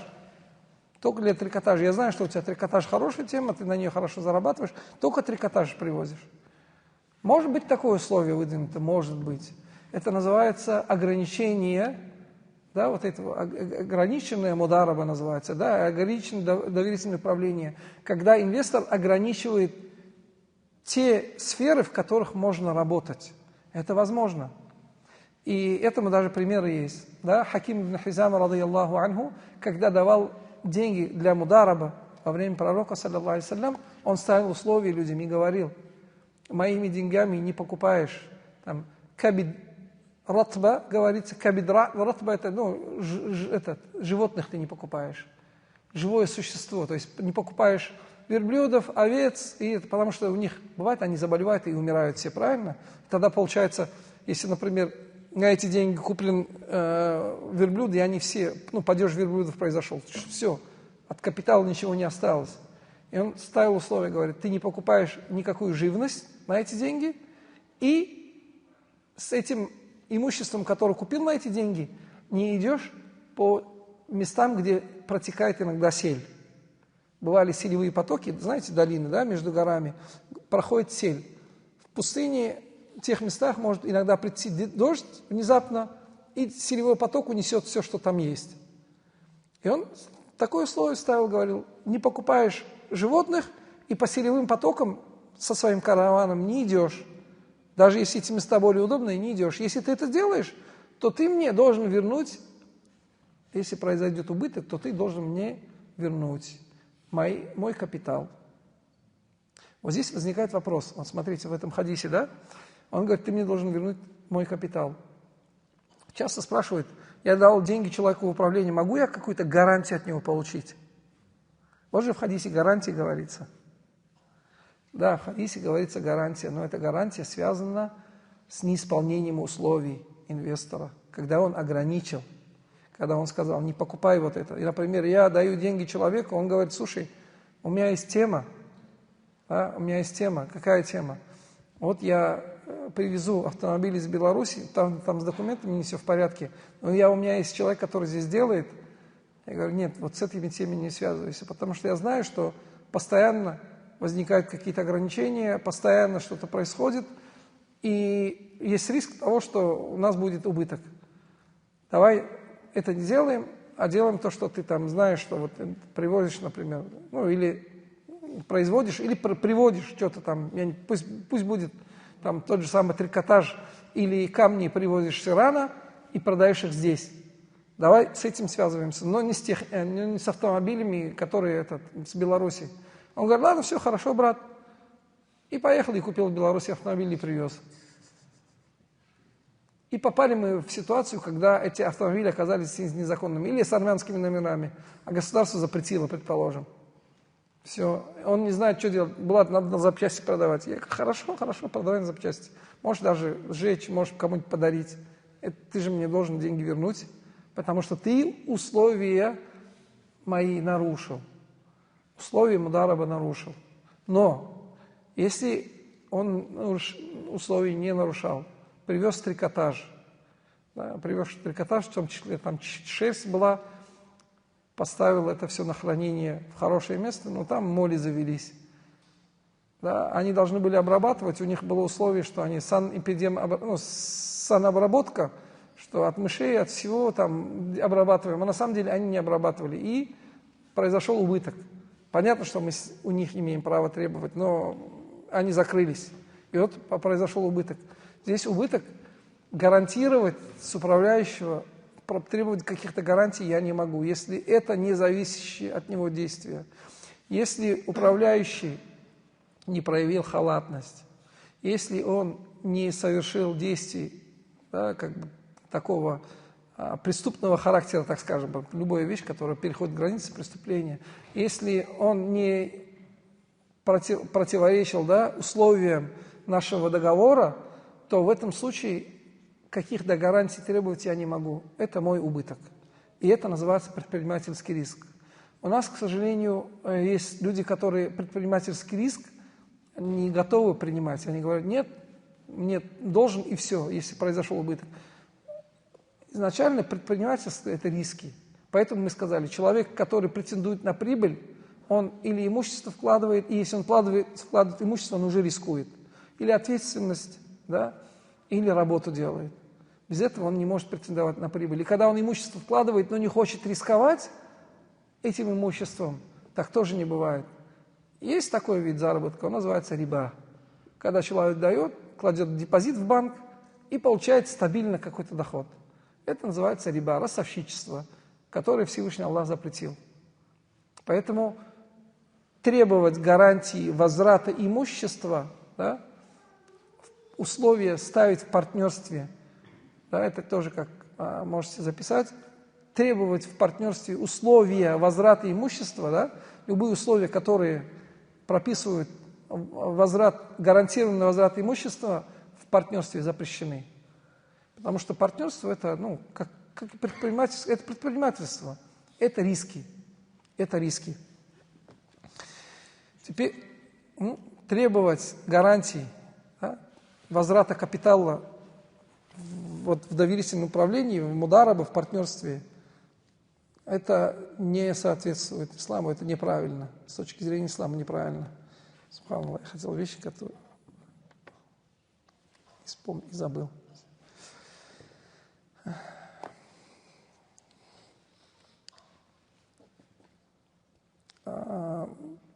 Вопрос.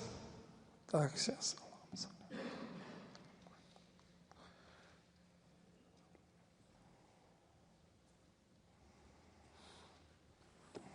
Так. Смотрите, я вам сказал про доверительное управление, про то, что с одной стороны инвестор, с другой стороны деньги. Да? Инвестор, с другой стороны управляющий этими деньгами. Иногда управляющий свои деньги есть. Не всегда у него только ваши деньги. Он говорит, Булат, я прихожу к человеку, говорю, у меня 2 миллиона. Он говорит, Булат, у меня есть 5 миллионов своих денег, я с ними работаю. Если хочешь, я твои тоже возьму и буду работать с ними. Если хочешь, я отдельный проект сделаю. Если не хочешь, если готов участвовать в моем проекте, то ты тогда эти деньги даешь мне в управление. Да? Ты даешь мне эти деньги в управление, и я управляю этими деньгами. Но я свои деньги с твоими смешиваю. Будет ли это партнерством? Будет ли это партнерством или нет? Это не будет партнерством. Мы будем только партнеры в том, что наши деньги смешаны. Но договор также и останется доверительным управлением, потому что одно из условий, да, из свойств доверительного управления, что я инвестор, а он управляющий, и я не имею права вмешиваться. Я могу ограничить сферу, но я не имею права вмешиваться в его оперативную деятельность, да, операционную деятельность. Потому что когда я вмешиваюсь, почему это ученые прописали это и говорят, когда есть договор мудараба, договор управления доверительного, то инвестор не имеет права участвовать в управлении бизнесом, не имеет права участвовать. Да, управляющий может у него советоваться иногда, но он должен принимать решения. Почему? Потому что, предположим, деньги только инвестора. Мы сейчас не говорим о смешании денег. Деньги только инвестора. Когда... Вы хотите вопрос задать? Когда привлекаются деньги, и человек управляет этими деньгами, и происходит что-либо, представьте, что произошел убыток. Кто будет ответственен? Всегда есть ответственный человек, да? Или этот убыток произошел по причинам, не зависящим от управляющего, или этот убыток произошел по причине того, что управляющий что-то сделал. Если вы, как инвестор, имеете право вмешиваться и управлять, то в любой момент управляющий может сказать, слушай, это ты же сделал, твоя же вина. То есть ответственность всегда должна быть за работу на одном человеке. Если бы этого не было бы, да, если я всегда вмешивался бы и дал бы деньги на управление, то получается, как бы, кто управляющий? Мы вместе управляющие, тогда уже, как бы, ну, ответственность и на мне тоже лежит. Нет, именно в доверительном управлении инвестор только дает деньги и не вмешивается в деятельность. Деятельность всю ведет управляющий, он за это получает долю в прибыли. Он за это получает долю в прибыли. Если у него есть свои деньги, он может смешать ее с деньгами инвестора, но все равно договор между ними останется договор доверительного управления, и инвестор не имеет права вмешиваться. Но вот в отношении их денег действует то правило, о котором мы говорили. Да, убыток в соответствии или пропорционально вкладам в капитал.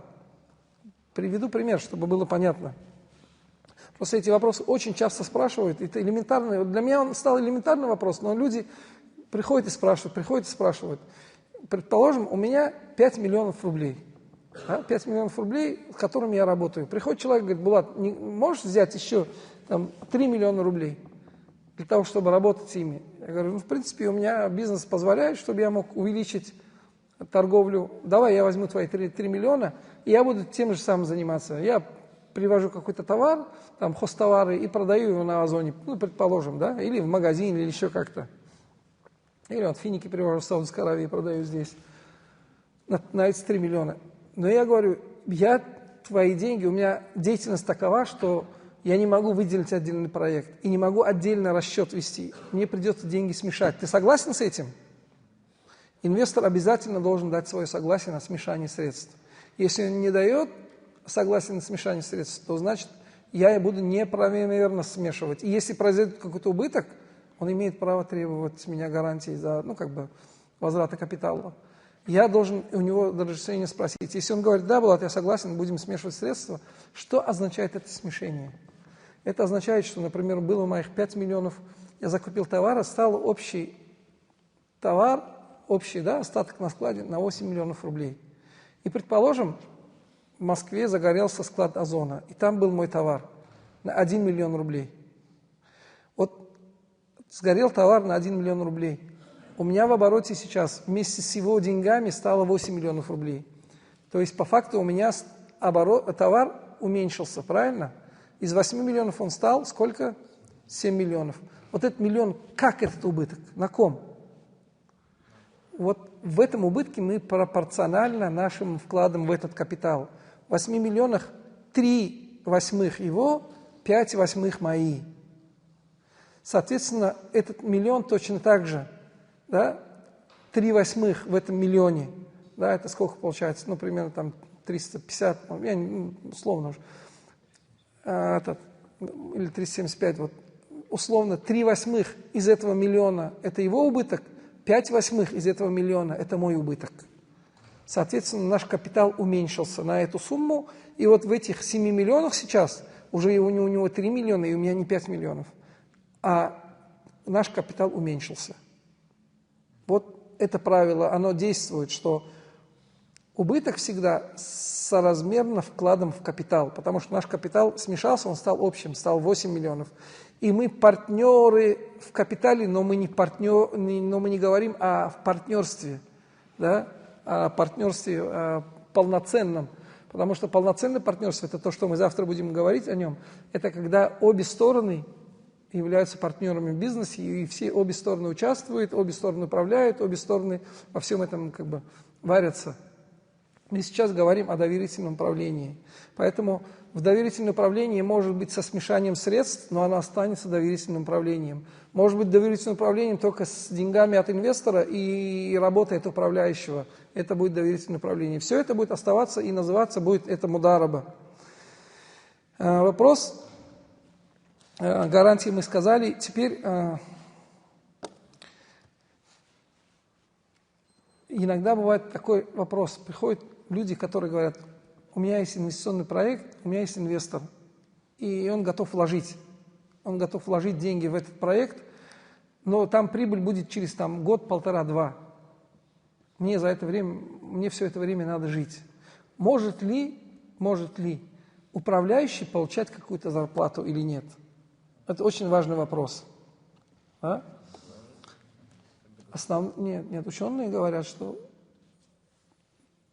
большинство ученых говорят, он получает долю в прибыли, он не получает зарплату. Он же не нанятый работник. Он получает долю в прибыли. Да? И я вот в этом вопросе, да, есть такой момент. Смотрите. Когда мы говорим про реальный бизнес, это немножко другое. Да, там, давайте мы вначале правила поймем. В доверительном управлении, в мудараба, тот, кто управляет, да, его мудариб называют, я вас запутаю термином, поэтому тот, кто управляет, управляющий, он получает долю в прибыли, когда прибыль получится в результате его работы. Если прибыли нет, он прибыль не получил, правильно? То есть, значит, он управлял неэффективно. Но он в управлении он получает прибыль свою после того, как получил прибыль. И надо смотреть исторически, в каких вещах использовалась вот этот мудараба. Ведь если мы понимаем, когда это пришло, в каких, это как бы, какой был, как скажем, как бия перевести? Шейх Ламиль. Бия.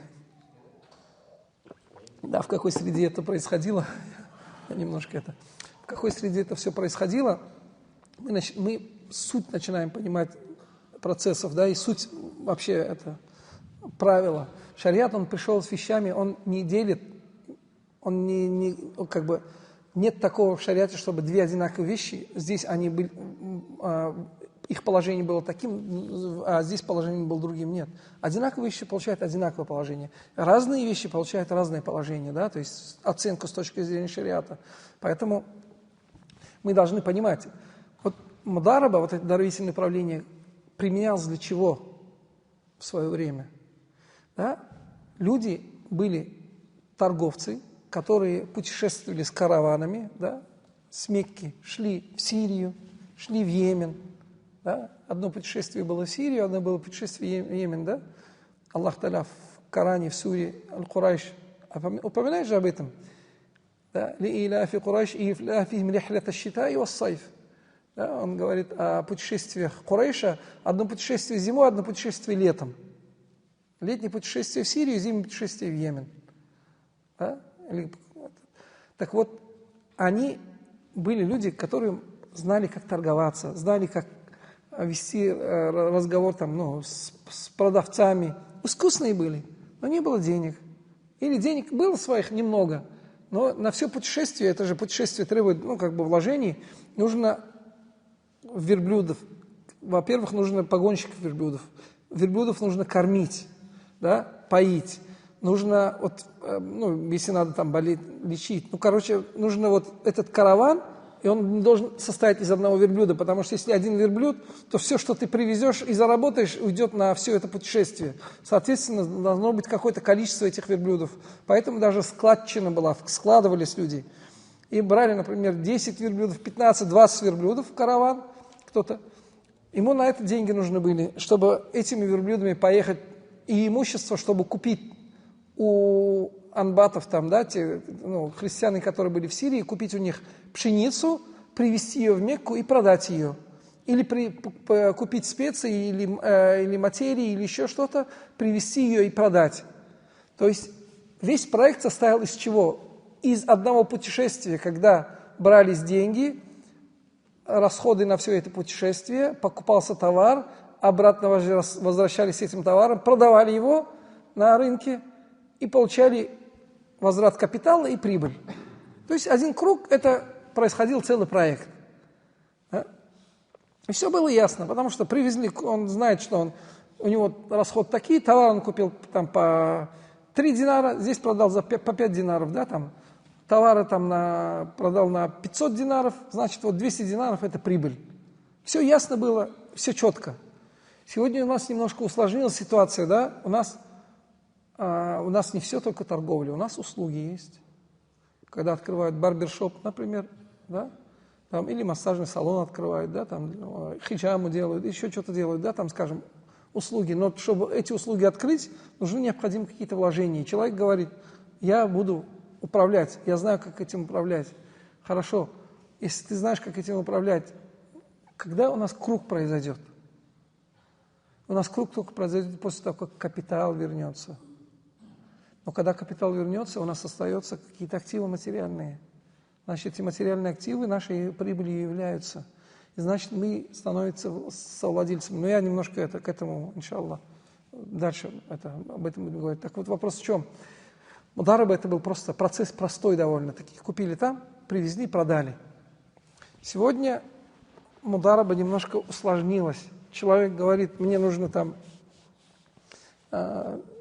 не просто один раз купить товар, привезти, да, а мне нужно много чего сделать, там, привезти товар, его обработать, что-то еще сделать, его поставить, продавать. И этот процесс, который ни одним циклом не заканчивается. И у меня, например, если, теоретически, у меня, например, товарооборот в том же самом Озоне, я уже пример привожу, чтобы это было.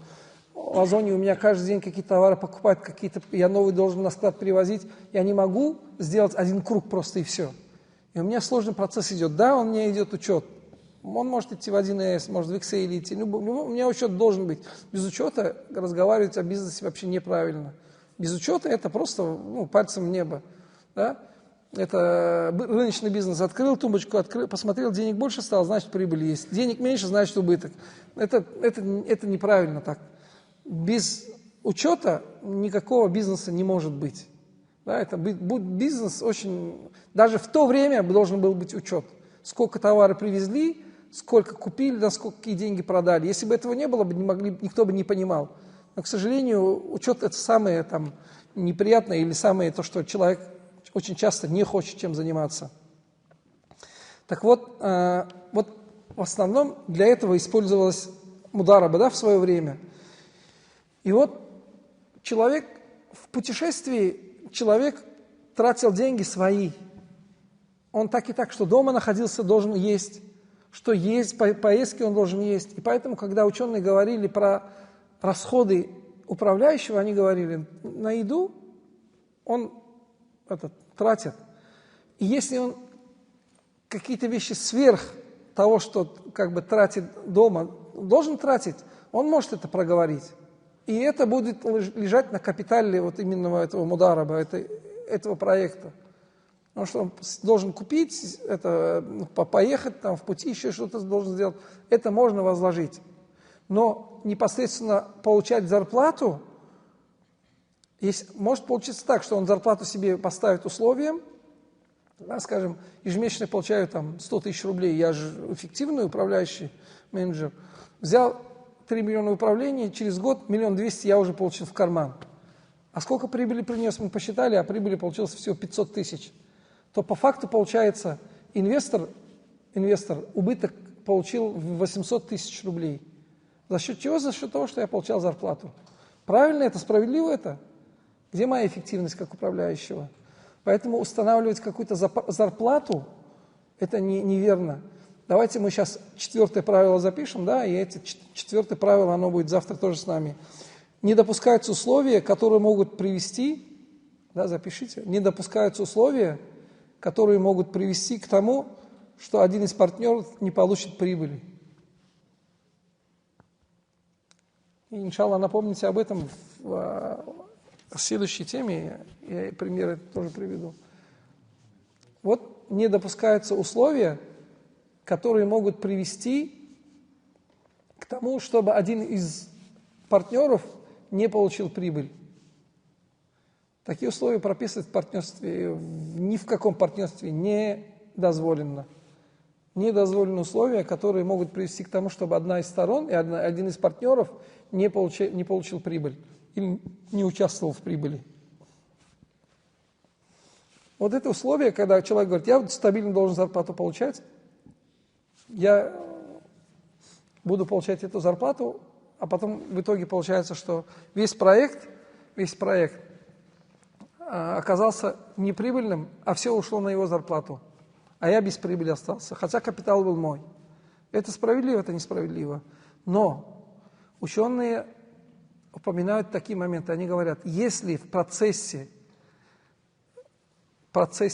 именно вот этой деятельности необходимы какие-то работники, которых нужно нанимать и которым нужно платить зарплату, и управляющий отдельно от договора управления может взять это, но, естественно, управление страдать не должно. Если такого рода, например, грузчики нужны, да? Это приводит раньше пример как грузчики, что он говорит, я буду брать плату за то, что я несу.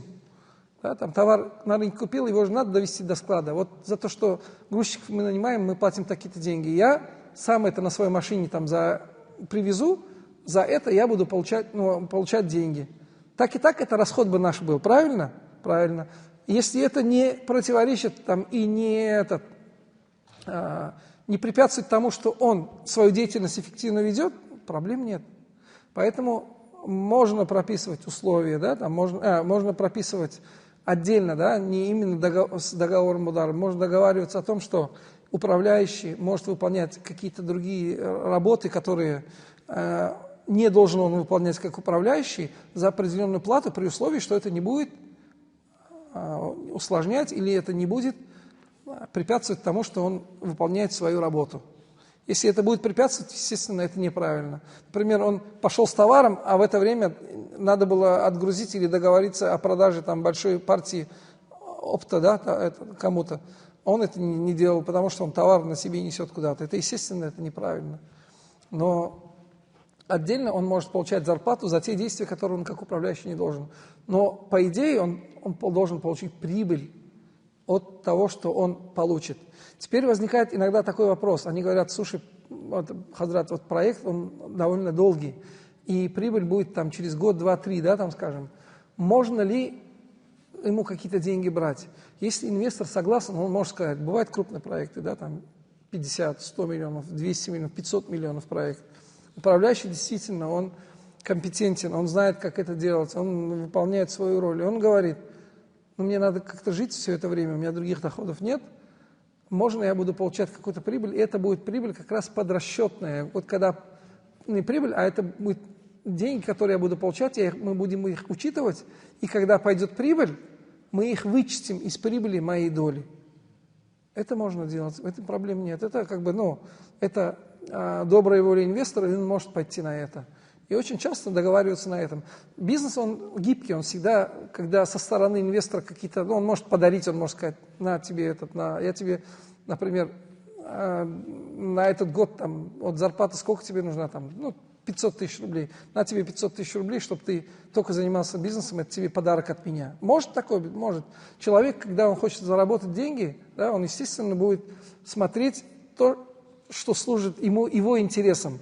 Он не будет для него условий создавать кабально и говорить, нет, ты должен только прибыль от проекта получить в конце, через 1,5 года, поэтому давай, работай, ничего там нет. Естественно, но никто так не будет делать. И здесь, говоря о вот этих всех видах партнерства, необходимо упомянуть, я в самом начале это хотел, немножко вылетело из головы. Все эти партнерства, они, смотрите, в шариате есть договора, которые носят уже характер совершившегося действия, и эти договора нельзя расторгать. Да? Нельзя расторгать в одностороннем порядке. Сегодня вот такой вопрос мне тоже задали. Человек купил на Озоне, он говорит, могу ли я товар, который я купил, мне поставили сделать отказ, и чтобы мне вернули деньги. Смотрите, есть в шариате договора, которые говорят о них, их называют лязим. Лязим – это то, что этот договор, он вступил в действие, он стал обязательным для обеих сторон, и ни одна из сторон его расторгнуть в одностороннем порядке не может. К таким договорам относится договор купли-продажи, к таким договорам относится договор аренды. Это договора, которые нельзя расторгать в одностороннем порядке. Если мы договорились, я человеку говорю, вот стакан воды, бутылка воды 100 рублей, готов ты купить? Он говорит, да, готов, все, по рукам ударили. Мы договорились, сделка состоялась, все. Он не может прийти и сказать, Булат, там, оказывается, бутылка воды, это же стоит там 95 рублей. Я на 5 рублей хочу сэкономить. Да я не буду тебя брать. 5 рублей это несущественно, я его не обманул. И рынок, он так, в 5-10 рублей это не такая большая разница, и обмана никакого нет. У нас сделка состоялась. Да, еще, может быть, стакан, даже бутылка еще здесь стоит, но мы договорились, по рукам ударили, он не может сказать, все, я не буду покупать. С точки зрения шариата нельзя, это неправильно. Человек не может прийти и расторгнуть сделку, сказать, я не буду. Он должен заплатить деньги и забрать бутылку. И если он платит мне деньги, то я ему должен передать бутылку. Все, я не имею права сказать, нет, я не буду, я передумал, я эту бутылку могу за 120 продать. Нет, все. Это действие совершилось, нельзя. Но договора партнерства носят характер, о которых говорят договор джаиз, то есть его можно расторгать в одностороннем порядке. Партнерские договора, любой из партнеров может сказать в любой момент, я дальше не буду работать с тобой, я не хочу. Все виды партнерства. Но есть одно существенное условие. Когда я вам это говорю, вы должны понимать, это не касается случаев, когда начался проект, и человек, который расторгает договор своим этим действием, может привести к убытку. Он должен довести это до логического конца. Если, например, товар заказали, а растамаживать должен он, и все, на него доверенность выписана, и все он должен делать, и он говорит, я не хочу работать с тобой, все, мне не нравится, мне условия не устраивают. И начинает меня шантажировать этим, потому что у него 50/50 ему показал, что уже сейчас маловато, надо ему 70/30. И начинает меня этим рычаги. Я же могу в любой момент расторгнуть. Дорогой, да, конечно, ты можешь в любой момент. Но, дорогой, извини, мы этот проект запустили, если ты сейчас так оставишь, будет убыток для меня будет. Значит, ты не имеешь права так. С точки зрения шариата не имеешь права сейчас все это оставить и расторгнуть, и уйти. А так, мы завершим процесс. Никто тебя не заставляет дальше со мной работать. Партнерство – это не трудовое партнерство, не по обязательствам, не общее партнерство, когда люди деньгами вкладываются. Они в любой момент могут прийти и сказать, давай делим компанию и расходимся. В любой момент, с точки зрения шариата. Только при условии, что нет процессов, которые приведут к убытку одной из сторон. Тогда надо это довести до конца, и затем или ремонт взяли, и один говорит, я не хочу больше здесь ремонтом заниматься, а второй не вытянет один. Если ты не хочешь заниматься, поставь человека, который будет этим заниматься, и закончит этот ремонт. И ты ему заплати, а потом можешь с этим человеком больше не работать. Или взяли товар в рассрочку, да, договорились, человек-поставщик, доверяя, отправил товар на какую-то сумму, и человек говорит, я не хочу продавать, возись чем хочешь, сам занимайся. А человек мне доверял, а я с тобой договорился, что ты будешь продавать, и у тебя в этом есть опыт, и ты это умеешь. И сейчас ты сидишь и бросаешь, и уходишь, оставляя меня с товаром, который я не знаю, что с ним делать. Я его брал только под того, что я с тобой договорился. Это тоже не будет правильным. Поэтому договора партнерства носят характер того, что их можно расторгать с одной стороны, но при условии, что это не приведет к убытку. Да, и если какой-то процесс запущен, его нужно закончить, после этого можете расторгать этот договор. Это сегодня то, что на сегодня я хотел рассказать, даже больше. Если есть вопросы, в Телеграме, мне просили, чтобы в Телеграме задавали, и они мне сейчас перешлют. Я посмотрю, если есть наиболее частые. Я режим не выключил, оказывается.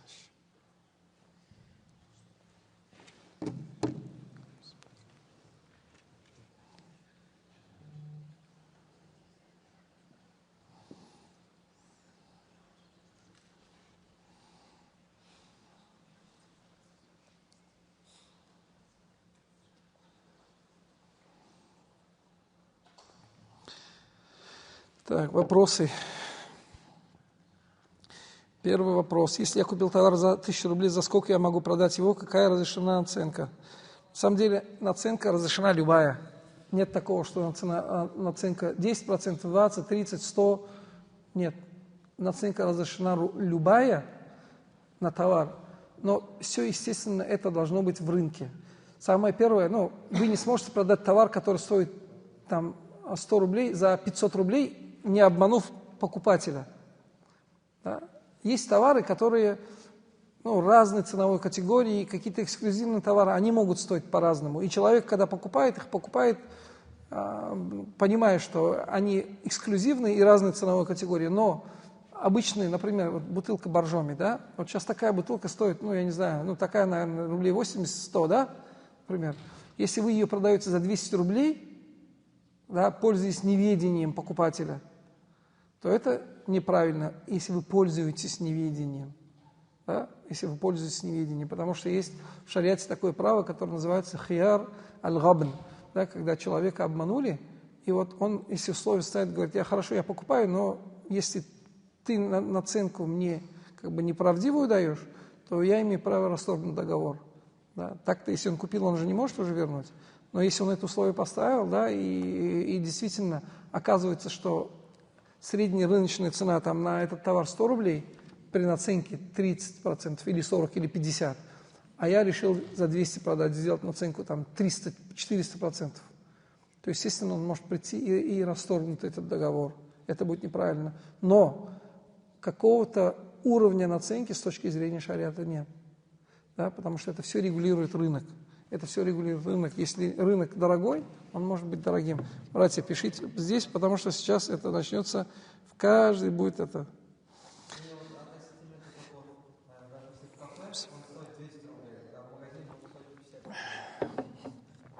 Это рынок. Мы скажем, что это рынок. В кафе это рынок. Рынок это кафе. В кафе все понимают, что кафе, помидор, я приду в салате, покупаю за килограмм, плачу 500 рублей или 600 или 800 рублей. Я понимаю, что я плачу, я же не помидор покупаю. Это уже отдельный рынок этого кафе. Я плачу за вот то, что у меня здесь есть, да. Если продавать выше рынка, это риба или нет? Это не риба, если продавать выше рынка. И это зависит от вида товаров. Если пользуется человек неведением человека, да, то, что покупатель не знает, и пользуясь этим, завышает цену, это неправильно. Да? Это даже в экономике называется, есть такое понятие, как дискриминация, покупательская дискриминация называется, или дискриминация называется тоже, когда в зависимости от того, кто покупает, устанавливают наценку. Приходит пенсионер, ему говорят 100 рублей, приходит человек на Лексусе, ему говорят 250 рублей. Ценовая дискриминация, да, ценовая дискриминация. Это это не очень хорошо, так скажем, да. Но если человек продает выше рынка товар, который, не жизненной необходимости, а из разряда лакшери, как это называется, да, роскоши, да, вот роскоши вещей, то такие вещи, покупатели, они заранее понимают, что они могут покупать и выше рынка в 3 раза, или в 5 раз, или еще что-то. Следующий вопрос. А как же условия получения прибыли, если поделился знанием, дал схему заработка, например? Если ты продал какую-то вещь, ты не получаешь прибыль. Если ты просто рассказал, да, то ты участвовал в деле, ты сделал какое-то дело. Но просто так рассказал, а человек сам все это сделал, говорит, что ты имеешь право на прибыль, не совсем верно. Просто если, например, я знаю, я говорю, слушай, можно вот эту книгу купить, или, например, вот можно самосвал купить, пусть не самосвал, вот можно, я не знаю, яблоки купить вон там за 100 рублей, продать вон там за 150 рублей. Человек об этом рассказал, и он пошел, сделал. Имею ли я право на прибыль? Не имею права. Если я никаких усилий не приложил, я ему сказал просто, и все. Он сам это реализовал. А если я вместе с ним как-то участвовал в чем-то, тогда да. Поэтому просто рассказать о том, что приносит прибыль, это... Я могу продать ему какую-то информацию, тогда это продажа, но тогда я получаю деньги только за непосредственно, то есть купля-продажа и все, я не участвую в прибыли. Ассаляму алейкум. Вопрос про договор мудараба. Деньги с прибылью пришли по Сбербанку, их заблокировали на счете у управляющего на неопределенный период. Как быть в этой ситуации? Алейкум ассалям. При договоре мудараба деньги с прибылью пришли на Сбербанк и заблокировали на счете у управляющего на неопределенный период. Как быть в этой ситуации? Ждать, когда разблокируют? Не могу ничего сказать здесь. Потому что, это... Расскажите, пожалуйста, как будет мудараба, если не торговля, а КАМАЗы? Как будет прибыль, убытки и работа? Давайте завтра этот вопрос мне напомните, потому что это, тема как раз про партнерство, уже общая, и как раз к этому вернемся. Так. Вопрос. Беру деньги у инвесторов и отдаю другому инвестору условия прибыли с его вложений, делим пополам, допускается ли такой вариант? Это вопрос называется мудараба, имущество мудараба, да, или управление имуществом, передача в управление имущества, взятое в управление. Такое с точки зрения шариата допускается, да, и в книгах по фикху говорят, если, например, мне пришел человек, предположим, Рамиль принес мне 1 миллион рублей и говорит: Мулат, делим, управляй, как по своему усмотрению, что хочешь делай, делим прибыль с тобой 50 на 50. Я передаю дальше деньги Ринату и говорю: вот 1 миллион рублей, у тебя, я знаю, твой бизнес, делим прибыль 50 на 50. Так вот, когда мы с ним получили прибыль, например, 100 тысяч рублей, то есть миллион мне пришел обратно, 100 тысяч рублей мы поделили, 200 тысяч поделили мне, 100 ему 100. Теперь вот из этих 100 тысяч половину я должен отдать Рамилю, потому что мы с ним договоренность, у нас 50 на 50. Да, потому что 50% от моей прибыли я ему отдаю. А в первом мударабе 50% от общей прибыли оставляю управляющему. Такое допускается, но опять же при условии, что мне человек, который дал деньги, он мне позволил делать, что я хочу. Да, если он мне условия поставил, чтобы только я сам этим занимался, в чужие руки не отдавал, тогда это будет уже неисполнение этого условия. Так, следующий. Так. Если я заказал товар дистанционно в маркетплейсе, оплатил его или не оплатил, то от него нельзя отказаться, правильно понял. Вот смотрите, договор купли-продажи осуществляется, есть такая вещь, как форма договора купли-продажи, да? Когда два человека осуществляют куплю-продажу, они говорят: купил, второй говорит: продал, или договорились, да, там, ударили по рукам. В основе было даже в арабском языке книга, да, там, или эта торговля называется бейя. Бейя – это торговля или продажа. Взято от слова ба – это вот рука, да, потому что два человека друг друга по рукам ударяли, когда сделку совершали, и вот от этого слова бейя взято, что они ударили друг друга по рукам, продав один товар другому. Так вот, в основе договор заключается ударом по рукам. Естественно, в современных реалиях мы живем, мы не всегда можем ударить по рукам, мы можем договориться по телефону. Я могу позвонить человеку и сказать: слушай, ты продаешь там машину? Да, это я знаю твою машину хорошо, знаю ее год, состояние, постоянно вижу тебя. Давай я у тебя ее куплю, согласен со мной, я готов тебе за нее заплатить 1,5 миллиона. Он говорит: все было по рукам. Договорились, все договорились. Все, сделка состоялась. Сделка, это не означает, процесс купли-продажи завершился до конца. Нет. Сделка состоялась, мы по рукам ударили, договорились. Теперь, Да, это вот это предложение и принятие этого предложения, да, это, которое двумя иностранными словами все время говорят: оферта и акцепт оферты, да. Это вот предложение и принятие этого предложения состоялись, люди по рукам ударили, договорились. Да? Вот если это произошло, расторгать это можно, только если остается непосредственно сделка, маджлис, да, когда эти стороны остаются при этой сделке. Если они разошлись, да, слово разошлись, разные масхабы по-разному это истолковывают, но если они просто даже в другую тему ушли, разошлись, то сделка уже все, она состоялась, ее расторгать одна сторона просто прийти не может. Да? А вот уже отдать товар и все остальное, это как бы это последствия непосредственно этой сделки. Так вот, сегодня, когда появились современные новые методы, да, там, человек раньше, лет 20 назад, мог отправить факсом. Купил, ответ ему приходило бы факсом: продал. Сегодня смс-ками купил, продал. Так вот, в маркетплейсе нажимая нажимая «Купить», ты покупаешь у продавца непосредственно. Marketplace – это просто площадка, которая предоставила, как бы, это как витрина. И ты покупаешь у продавца, и у тебя сегодня, да, там Озон сразу же списывает деньги. Понятно, что он, например, он их отдаст ему потом, но твоя сделка состоялась. Ты у него купил, все, сделка твоя состоялась. И вот уже после того, как твоя сделка состоялась, говорить, что мне не нужно или еще что-то, как бы с точки зрения шариата, это неправильно. Сделка состоялась. Поэтому возвращать, у нас есть закон о потребителях, да, защиты прав потребителей. Этот закон, он как бы с точки зрения ислама не всегда верен. Да, люди пользуются этим законом. Да, есть даже такое понятие, как потребительский терроризм. Когда люди покупают, а потом возвращают насильно. Продавец не хочет. Представьте, продавец продал товар, получил свои деньги, прибыль.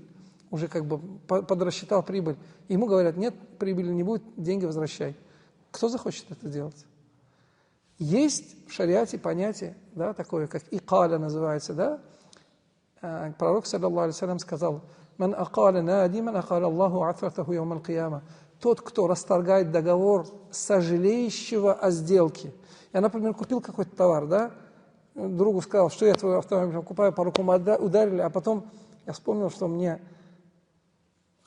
расходов будет в следующий год там много, или еще что-то. Я начал сожалеть, я говорю, слушай, брат, я вот у тебя купил, можно это расторгнем сделку? Я сожалеющий, да? Пророк, саллаллаху алейхи ва саллям, говорит, тот, кто расторгает сделку сожалеющему брату, да, я вот к сожалению пришел, если он идет мне навстречу, он не обязан, но пророк, саллаллаху алейхи ва саллям, говорит, если он идет навстречу, расторгает сожалеющему, то Аллах простит ему грех, какое-то отступание в судный день.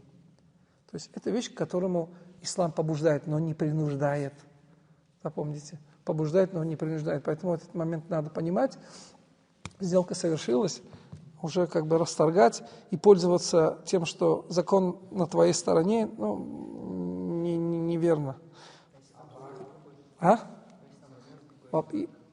Вопрос в том, что несоответствие товара действительности, брак, обман, фальсификация, все остальное, здесь в шариате есть право расторжения на сделку. Это другой вопрос. Но когда ты купил... Я ситуацию расскажу. Я купил вещь, я купил насос, он должен был быть со шлангом, в моем понимании. Я описание не посмотрел. А в нем шланга не было. Шланг надо было докупать, на рынке средняя цена, я думал, я сэкономлю, она дешевле, а оказывается без шланга. А со шлангом чуть дороже все равно получается. Я товар этот купил на Озоне. Этот товар я пришел, смотрю, нет шланга. Я написал, я забрал его, я написал на пункте выдачи, я говорю, я могу его вернуть или нет, Они говорят, напишите в поддержку. Я не написал поддержку, а продавцу написал. Я говорю, товар пришел, я ожидал, что со шлангом. Это моя ошибка. Это моя ошибка, я должен был читать. Там просто много одинаковых. У меня 2 раза так было в жизни. Один раз одно крыло велосипеда продавалось, а выглядело, что это 2 крыла. Он просто обе картинки поставил, но написано, что одно крыло, и на английском. Я купил как 2 крыла, оно по цене было как 2 крыла почти, дешевле, конечно. Поэтому и вот так попадаешься на эти уловки. И то же самое эта ситуация. Я забрал, написал в службу продавцу. Продавец говорит, нет, отказываю. Отказывает. И раз он не идет навстречу, я же не могу это. Я мог добиться это через поддержки Озона. Но это было бы с точки зрения ислама неправильно. Так.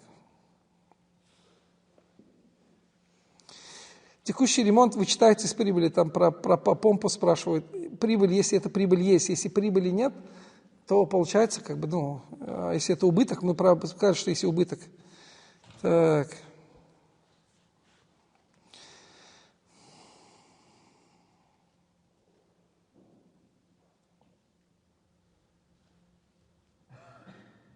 Я, извините, не на все вопросы отвечу, потому что некоторые вопросы нуждаются в этом.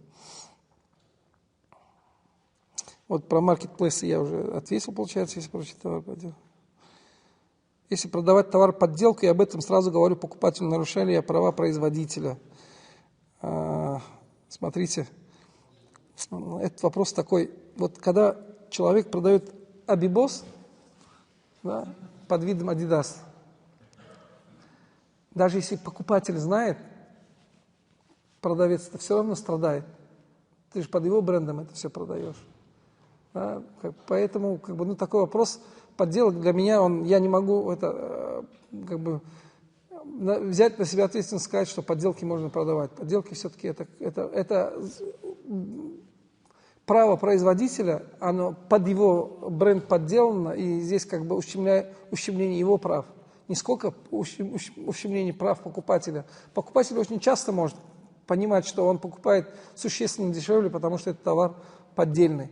Но это не означает, что это не ущемляются права производителя. Поэтому я боюсь сказать, что это дозволено. Боюсь, что это не дозволено. Наценка на услугу показана открыто, это хорошо. Но наценка на услугу показать открыто.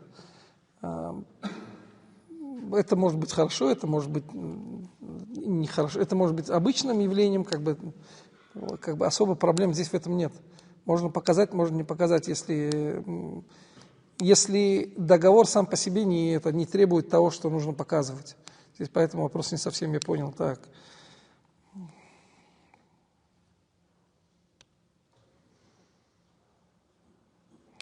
Если партнер управляющий использует свое имущество в виде компании, нематериальных активов, своей оргтехники и так далее, как это учитывается в прибыли? Вообще, это завтра вопрос будет, вопрос партнерства, непосредственно общего партнерства. Давайте там этот вопрос будем тоже говорить о нем. Какая справедливая доля между управляющим и инвестором? Откуда у нас принято в обществе делить 50 на 50? Смотрите, справедливая доля между управляющим и инвестором – это не 50 на 50, а как показывает это на сегодняшний день рынок. Может быть ситуация, когда денег у людей много, а проектов мало. И тогда, естественно, управляющий, у него есть большой выбор, у кого взять деньги.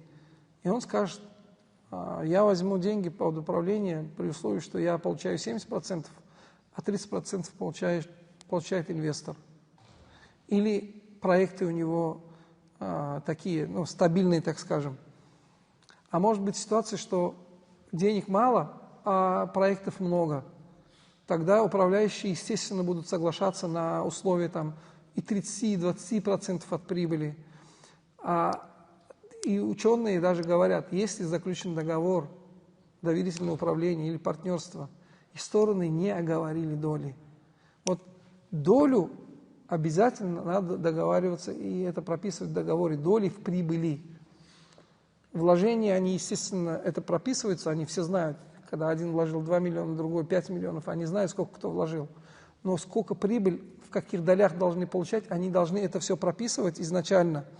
Если они это не прописали, ученые говорят, то эти доли автоматически прописываются в каком соотношении? Говорят, в таком, каком есть практика.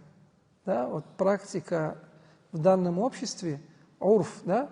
Это обычаи делового оборота в данном обществе, в данном этом вопросе. Если люди привыкли делить 50 на 50, то договор автоматически таким видом делится. Если принято делить 70 на 30, то делится так. Если люди не прописали это в договоре или не договорились, а начали работать. Очень часто братья так делают. Давай бисмилля начнем, там посмотрим.